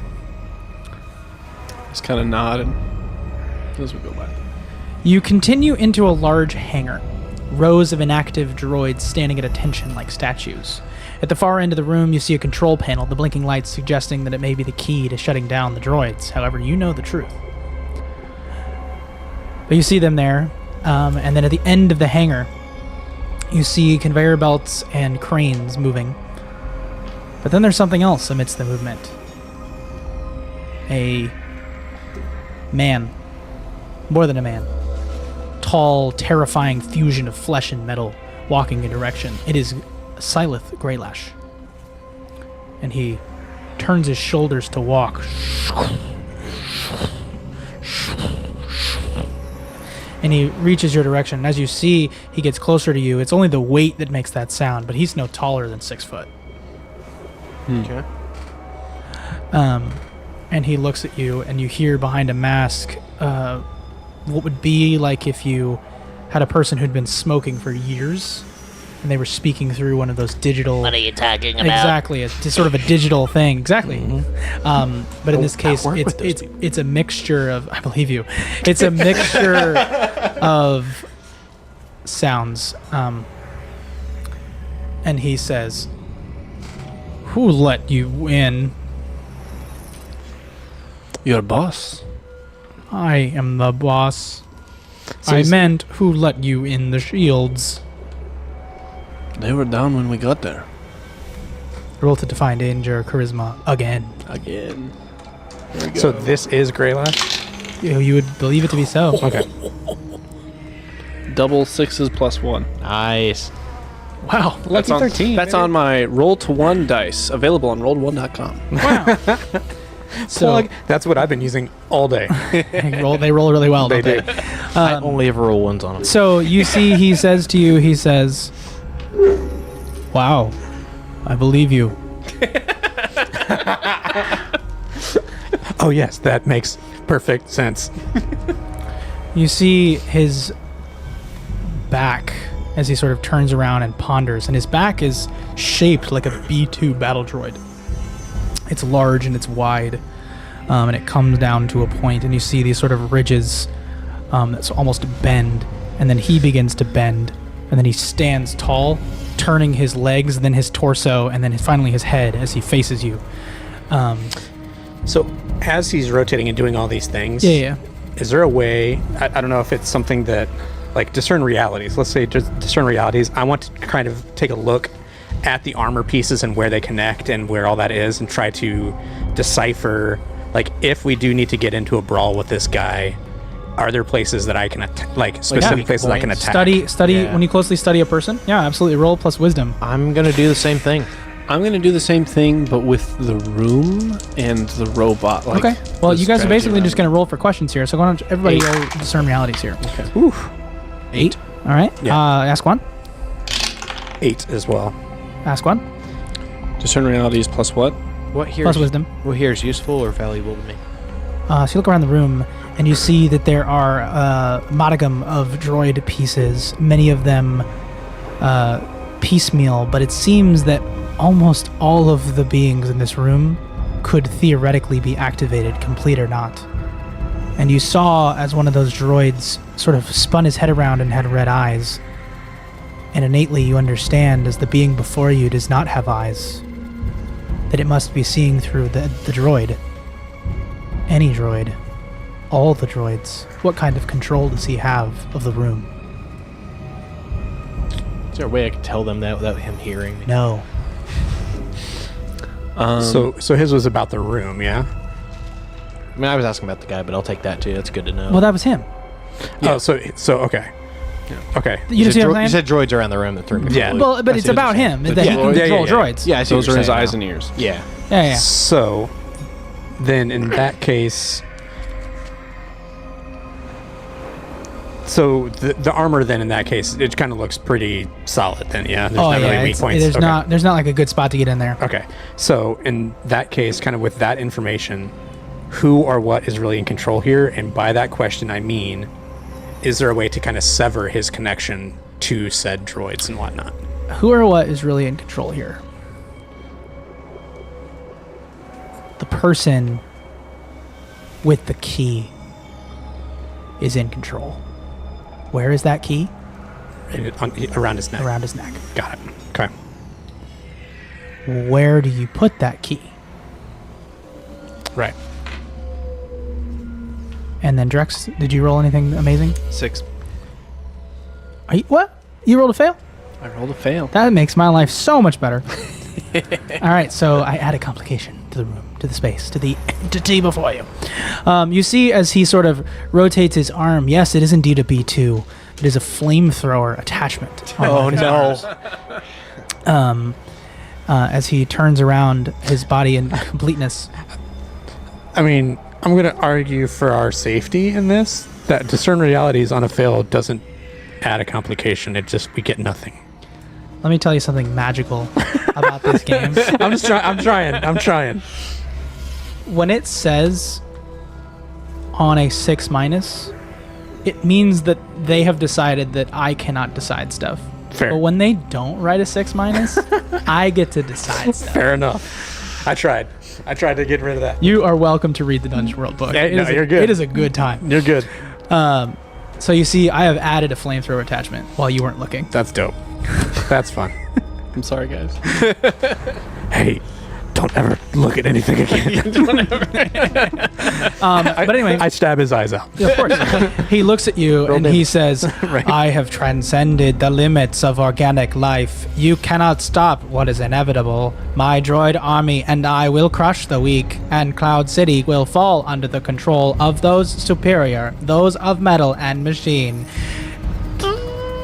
A little like piece of paper prints out of his chest. And he holds out both his arms, an extension, the flamethrower on one end, and you see something strange on the other. It almost sort of has another round shape and an edge. And you see it's connected to a large cable that goes to that very dense back. And he says, and you see the blasters on his hip that I had mentioned earlier. Hips, pardon. And he says, sign here, initials here, if you also would like to transcend. So Tanzai will immediately reach out and write Kevin as his known alias at this point. Yes, Kevin, you will transcend. Go ahead and defy danger, charisma. Yeah, buddy. That sucks. Yeah, buddy. Come on, dice. And now they let me down. Oh no! You are punished for playing. I'm gonna do the same thing. I'm just trying to find it. I'm just trying to think of a name. I'm gonna try and parlay if I can. Oh, I see. What you're trying to press or entice him about? Is to I'm gonna try and stall for one, but also get paid for participating I see. in his experiment. This is not like plasma. I cannot give you anything but transcendence. This is not BioLife. It's funny. I'm gonna do the tried and true Rebels joke. Jabba the Hutt. You write Jabba the Hutt, yes. Yep. Roll to defy danger, charisma. Listen. Can I engage with him? Oh yeah. Yeah. 10. Could you show us the process of how you do everything around here? Because I want to transcend, but part of me is afraid, and I just wanted to come here, finding answers. Roll to fight Danger Charisma. Ten. What did you roll over there, Tinzai? For the charisma thing, Yeah. I rolled a 5, which gives me a 4. Okay. So you write Kevin, and he says, Kevin is not a real name. I know some people who disagree, but that's fine. All right. But Kevin James. The dice are not working out. What did this you roll? time. Charisma? 5. You do not wish to transcend. I can tell. As he's saying that, I've got my hands in my pocket, and I am fiddling with my thermal detonator. Yeah, I'm putting my finger on the trigger, getting ready to throw it at a moment's notice. Well, seeing as how we have only one who wishes to Oh, no. transcend, Jabba, would you 10. would you like to transcend? Not today. I think I'll Step pass. toward what you're not? Not today. Why not? You have all lied to me. My one weakness, human interaction. We should resolve this as Before he finishes speaking, yes. I'm going to throw. Is there a console around? There's a computer at the end of the room, but we're in the middle of the room. Is there a cluster of bots around? For sure, they're all hanging around. I'm going to pick a cluster of bots, and I'm going to throw a grenade and start heading for the exit. Okay, he's gonna try to blow up stuff. I mean, we got to take this guy down. I know, but I'm going to get out of... Oh, that's I'm going fair. to let you guys draw Fair. fire first. I want to force push him into where he throws the grenade. Buys us time to get out and puts him in harm's way. I like that. So to me, it would be you're aiding him in what he's doing. Okay. Does that make sense? Okay. Unless you... Not, As the not grenade... the other way around. I thought he would be aiding Because me. he's throwing the He'd be, grenade. well, but the grenade, throwing a grenade is not a thing. It's just you deal damage. I see. You just deal it. Just bam. Okay. Gotcha. Well, so let's say you throw the grenade and I will push, like physically push him, while you force push him. So I'll Yeah. aid you with that. Cool. So I get 2 aids or just 1? Just one. So yeah, you're gonna roll to defy danger charisma to push him with the force. And he says, "My one weakness, human interaction." Right? 8. So you roll at advantage Oh, that's right. with aid. I do that. That's right. You said doo-doo. Well, didn't matter. Is it this one? All 3s. So it's charisma? Yep. Plus 2, so 8. It's not it. Yeah. So what'd you roll? 8. 8. 8 to push. I add another complication. Yep. As you push him, you see Drex, before he finishes his sentence, Drex throws the bomb, and it sort of goes off in the direction near the droids. In the midst of the explosion, you see, you sort of just sweep the leg with, I'll say, as you're drawing your blade, your arm, you go underneath his leg. He begins to move to the side, and then you push him in the air. As he flies in the direction of the bomb, you see as one of the droids, my complication is choose a friend. He is health. Okay, you see sorry. as you finish drawing your blade, you are grabbed from behind by a security droid and then held. Okay. You had health and armor. And yeah, that's what's happening. So Okay. you're being held down. I'm gonna give you disadvantage should you try to do anything with it. Okay. To do anything with, you mean Like try to break out of it. Oh, yeah, I will. Yeah, Yeah. because he surprised you. Yeah. And now Drex continues to run in the opposing direction to where he threw his grenade. And you see there are other security droids around. This is going to be essentially an endless wave of security droids unless you take out my man in the middle. Or you leave. Well, Either choice. is there a spot that's is there cover or anything that I can run Yeah, to? you look up above and you see a bunch of droids around, but otherwise it seems to be the only source of cover would be a handful of crates here and there. All right, well, I find the nearest handful of crates Yep. You run over towards them. and I take cover. And I start I start shooting at the droids that would have an advantage on my partners. So the ones that are in a position to attack them. Well, there's one that is cover holding Tanzai. Okay, well I shoot that one. That's a good idea. Yeah. Yeah, you fire at that one. Go ahead and roll to volley. While he does that, can I try to use the force to get the key off his neck? Oh, interesting. You're trying to imagine that it's there and try to grab it. You cannot see it. It is hidden. You know it's there, but you can't grab it because So- it's hidden. That is an 8, Never mind. which I never have the right thing pulled up. I'm sorry. It's fine. It's not does really pulling volley? anything up because it's paper. What does volley do? Volley is when you take aim and attack an enemy at range, roll plus dexterity. So I rolled an 8. What is Deal your damage, but choose one. You have to move or hold steady to get to the shot, placing yourself in danger, or you have to take several shots, reducing your ammo by 1. You know what's going to happen if you do that, right? What? Well, how much ammo do you have? I don't know. It's not that's- written down anywhere. That's a bummer. Let's look. Let's look.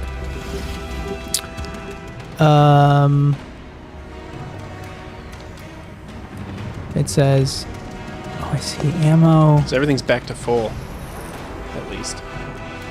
So they don't write the thing. Let me see. Ah! 1 like equals 1 additional ammo for Drex. Not how that works. But, I mean, if you do it, I'll think about it. Character always has at least 1 ammo. No mechanical limit to the number of ammo a character can have. Often listed with ammo.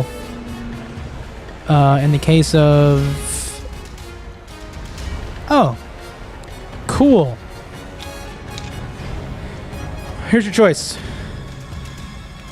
You are going to not be able to fire for a number of rounds equal to a D4. Or you're going to get potentially in the line of fire. Oh, Or a number of actions equal to a D4. So you're going to have to do 3 other things before you can do a gun again. What? That's more fun. I think I'll do that. So roll your D4. Okay, D4. D's 4s. Yes. Let's see what we got. My shiny blue one. 2. 2. So you got to do 2 other things before your gun works again.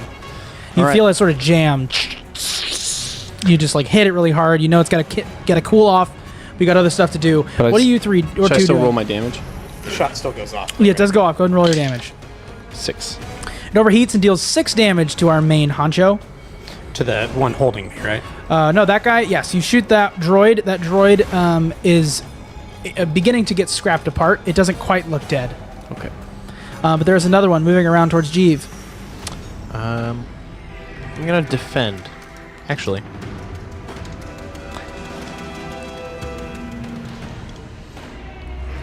Determination form, because that worked good. Keep in mind, this is not like D&D in which there are rounds and things. You can Yeah. hop in the way of somebody being attacked. You can... Yeah. You know. I'm gonna try to. But I'm that gonna try deals to with break multiple. out. That deals with multiple foes. I understand. So 10 plus. Got it. Hold 3. To do what? Oh, to your thing? Your Yep. beginning of action stuff? All right, so what are you doing? do I bend? So is this a bend bars, lift gates trying to situation to like break out of the grapple, or I like that. Do it. Okay. Disengage 12. from melee. Wow. Throw off effects and I'll help him. give him with plus that, 1. too.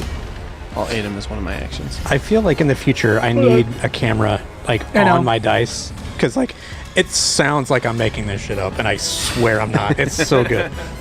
Another box cars? Roll to 1 dice. Roll1.com.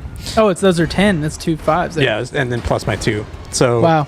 So So I'll you're choose just- 3. I'll doesn't take long, quietish, He's like, I'm going to choose quiet for fun. and I don't. Yeah, because like who knows? And then it's fixable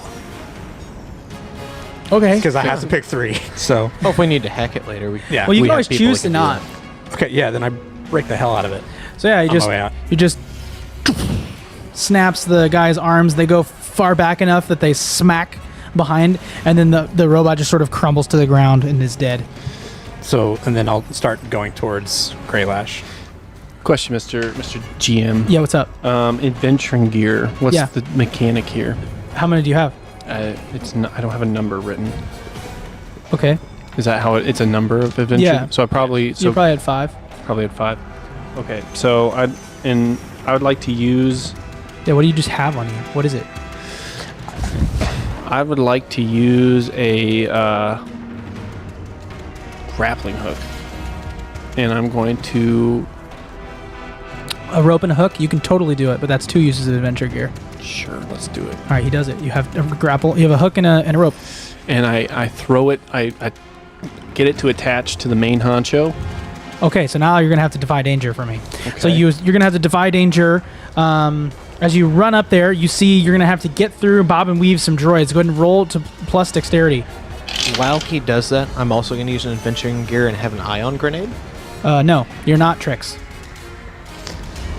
Adventuring For gear is not adventuring gear? Adventuring gear is not a weapon. weapons.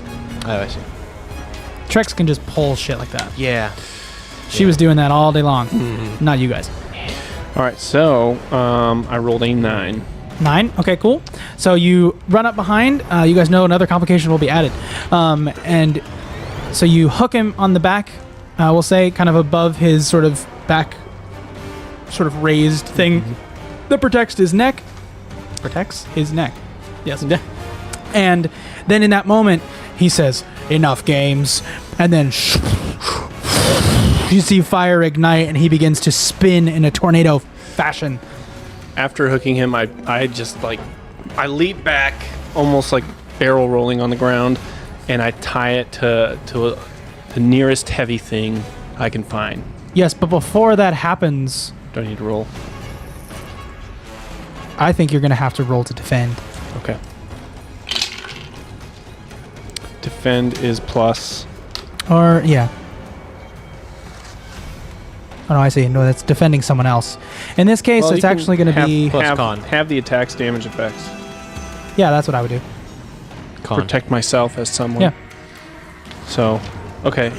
You guys are both in the line of fire, so what are you doing in response to this? So I'm going to say I would like to try to just...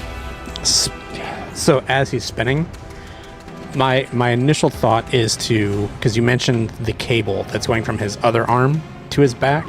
Yes. I would like... So, Sever that. and theoretically, as he's spinning, that's going around behind, right? Yeah. Does it make sense? Yeah. So I'm going to try to stay ahead, like kind of speed past and stay ahead of Yep. the flame and swing at that cable. Yep. Does that make That would sense? be a defy danger dexterity in my head. Okay.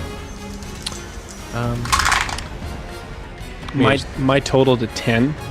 10? Nice. So I'm only going to choose I'm going to 2, if that's okay. It says choose 3. Yeah. Just I'm going to have the attack's So, damage okay. effects, and then plus the one. And Strike then- back. and then I'm also going to strike back at an attacker. I like it. So then you're going to deal damage with disadvantage. Okay. So I rolled a 10, so I pulled You off did. as well as can be expected. Wow. He did. So he runs around. And he's not hit by the fire. And I will swing at that cable. Roll a hack and slash. Force barrier, so that way I'm not hit by the fire either. Does this count as ranged attack? No, it's just roll a damage die. Damage die? So straight roll of 9. 2. 11. 2. So you deal 2 to him. And the damage I receive is... Yes, you're going to receive half of half of 2d6. Oh. It's 6, isn't it? It's 2 6s. Yup.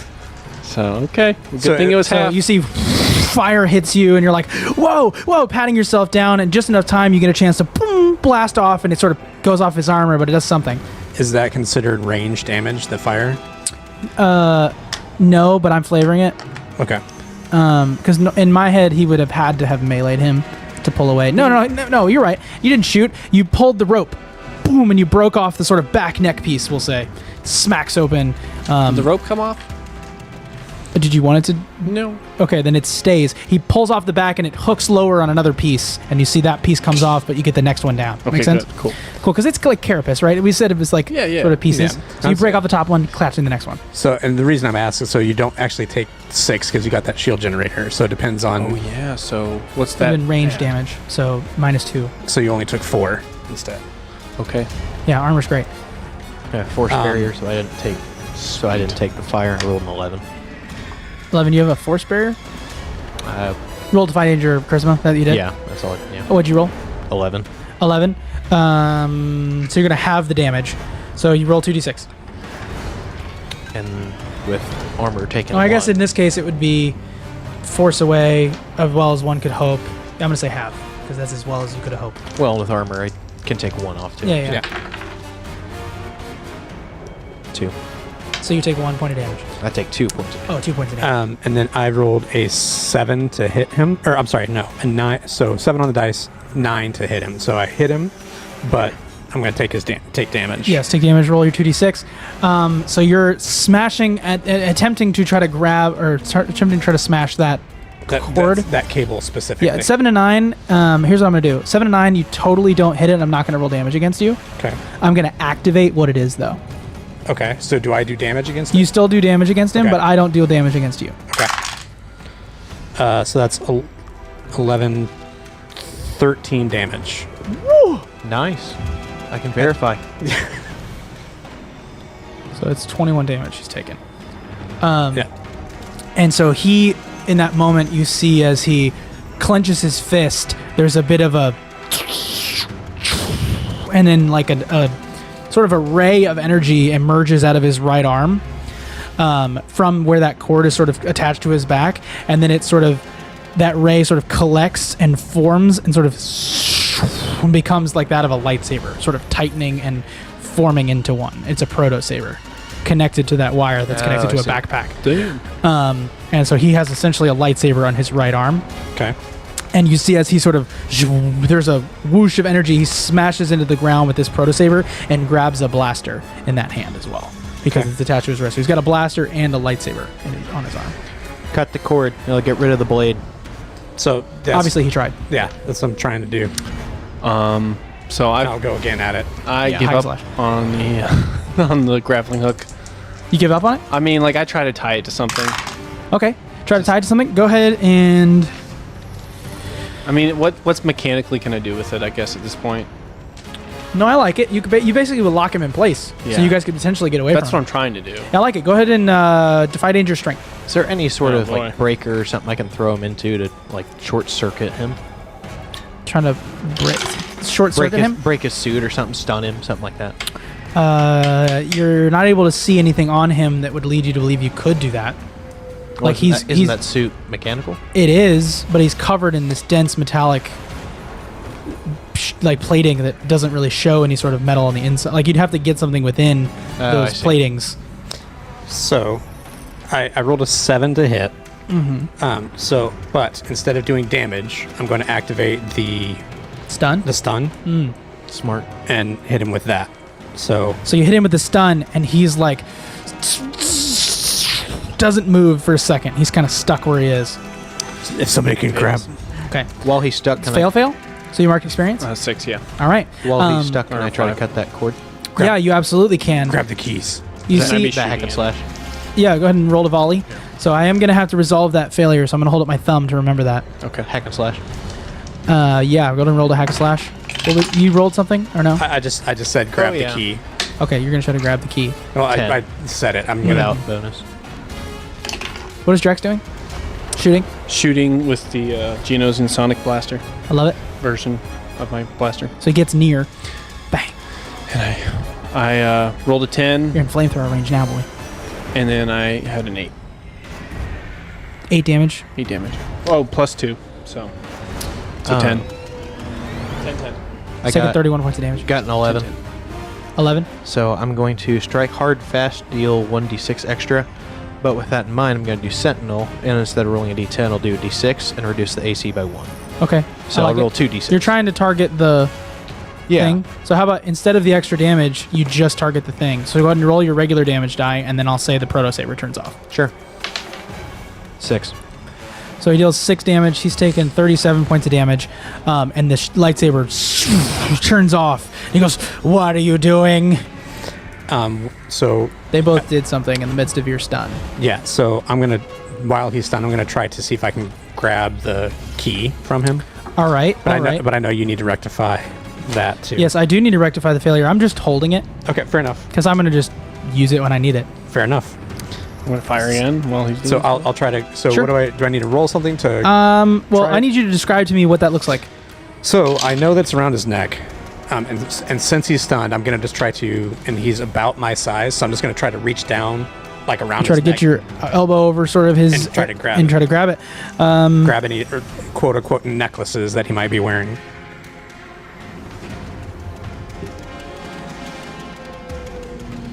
So I don't know. that one's kind of odd, right? Like, Yeah, it's going to be a Defy Danger. okay. But I'm trying to decide which one it is. What do you think it is? Are you powering through, testing your might? Are you employing speed, agility, or finesse? Are you enacting a clever plan? Well, I'm gonna say I just reached, like, because I'm just blind grab. Like, there's no finesse to it at all. I'm just like grabbing and yanking. So I'm gonna theoretically, I'm just pulling whatever. I So can let's roll grab. plus con. Oh, okay. You know what I mean? Sure. Like you're just holding steady. You're just trying to grab it. You're just enduring whatever it is and just grabbing it because I'm about to spend something. Well, I was gonna say I was gonna yank. Oh, so strength. Okay, that makes sense. I'm into it. I mean, either way is pretty good. So 8 to hit, and so then 4 to damage. Okay. So I rolled a He's taking 5. 41 points of damage. Rolled a 5 plus 2 is 7. 5 plus 2 is 7. Yeah. So I can do it, but a lesser success, a cost or a consequence. Okay. So So you have it in your hand okay. and you go to pull it and you feel something grab your hand. Okay. You can either let go and not suffer anything, or you can have the key and suffer the thing. Have the key. Like, get it out and have the key. He's gonna lose a hand. Or be flayed.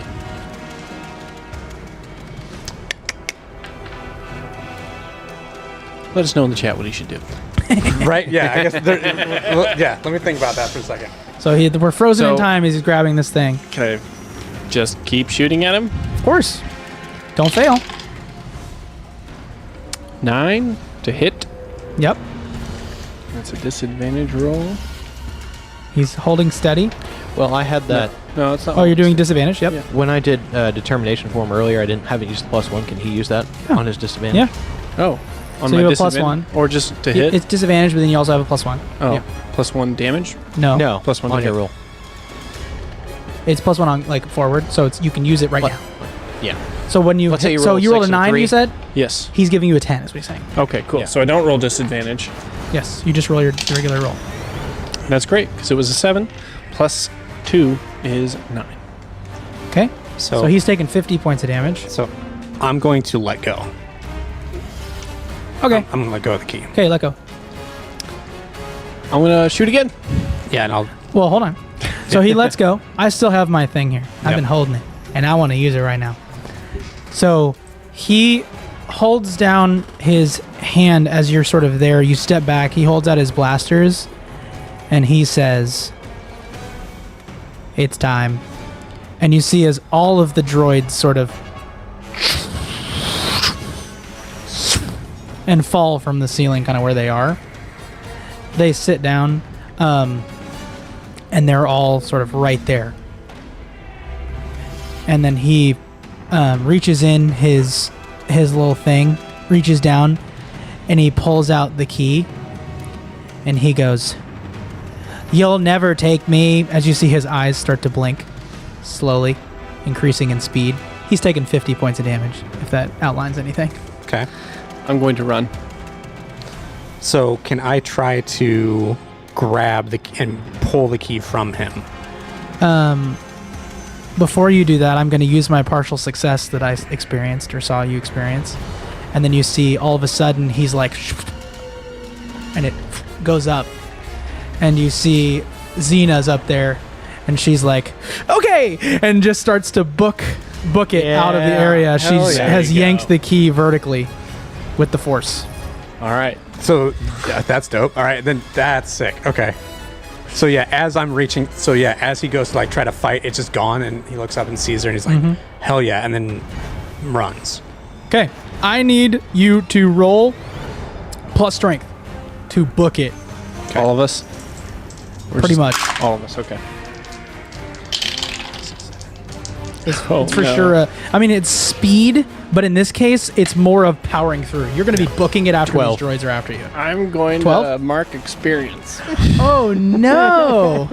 I got a 9. I've decided I'm gonna start being mean. I mean, it's this episode because I'm like, you guys are just doing too well at this point.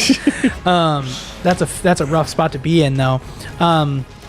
All right, so Drex, you see as all of these sort of robots are piling over each other, and they're running, and they're in various states, and some of them are crawling, and some of them are pushing, and some of them are throwing each other in your guys' direction. As you see in the distance, a large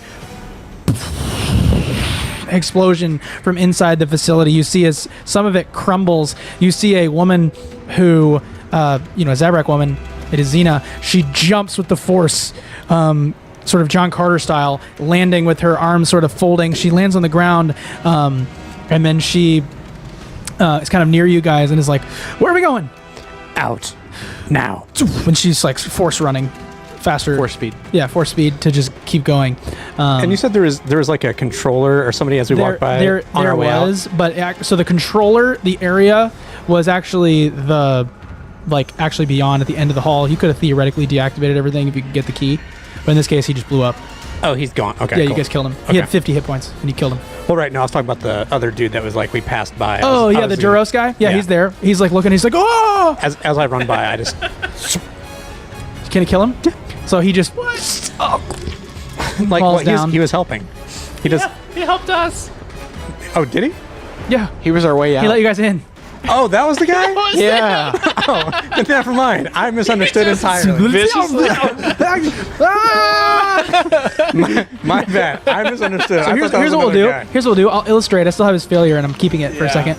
You see, as this one guy, he's like, what are you doing? And then he just gets grabbed by these droids, and they just rip his limbs off. Oh. All 4 of his limbs. And then he's like, ah! And he eventually just stops screaming as all the blood comes out of him. And then Drex is running.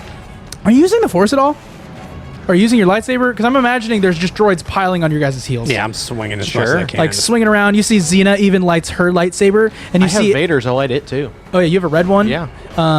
It's and the green one. You're just like, she has the white one. You guys are spinning around, fighting off these things as you get towards the edge of the. Excuse me. As you get towards the edge of the thing, Drex, you kind of see a moment where it looks like everybody's kind of going to get overrun unless you guys can close off the energy shield. You see in the distance that there is a perfect spot for you to fire on the energy shield kind of window, but you're gonna have to stop in order to make that happen. But it would save my life. You're gonna be on the opposite side of the shield, so you guys are gonna be able to stop it, but who knows what might happen in that moment. Well, I'm desperate, and it's the best way to save my skin too. Yeah, roll plus So dex. I'm gonna do it. So, when can I aid in by doing that? What I mean is I'm going to stop and come back, take my helmet off, and kind of crouch behind him, right? Like where the flames are coming from. Roll to defend. And hold like that. Roll plus con. Because I see him stop. I'm like, I'm not going to leave him behind. 10. So he blasts, and then there's sort of another like spark of explosion, and then the sort of energy shield reactivates and closes off, and some of the droids are like trying to push their way through the energy shield, and a couple of them are getting through. What did you roll? That's a 7. 7. Hold 1. What do you spend in it? You see as some of the droids are grabbing at Drex, and he's kind of being lifted up in the moment, and you're pushing off a couple of them. So, yeah. I guess... So that's weird. To jump in and protect someone or something else. They're trying to attack Drex. So... You're going to suffer the attack? So, yeah, I'm going to suffer the attack instead of. Okay, in this case, it's going to be an effect. Are you still wanting to do that? Yes. Okay. Damn. So you see as Drex is standing there, his failure on you now. Yeah. As one of them walks up. That triggers my flag. And goes to try to grab the gun and grabs the wrist of him, and instead you sort of just like are holding your shield. You look up and you see that he's sort of grabbed his wrist, and in that moment you just shove your arm up, and then all of a sudden that is grabbing you, and in that same moment shock enters your mind as your arm leaves your torso.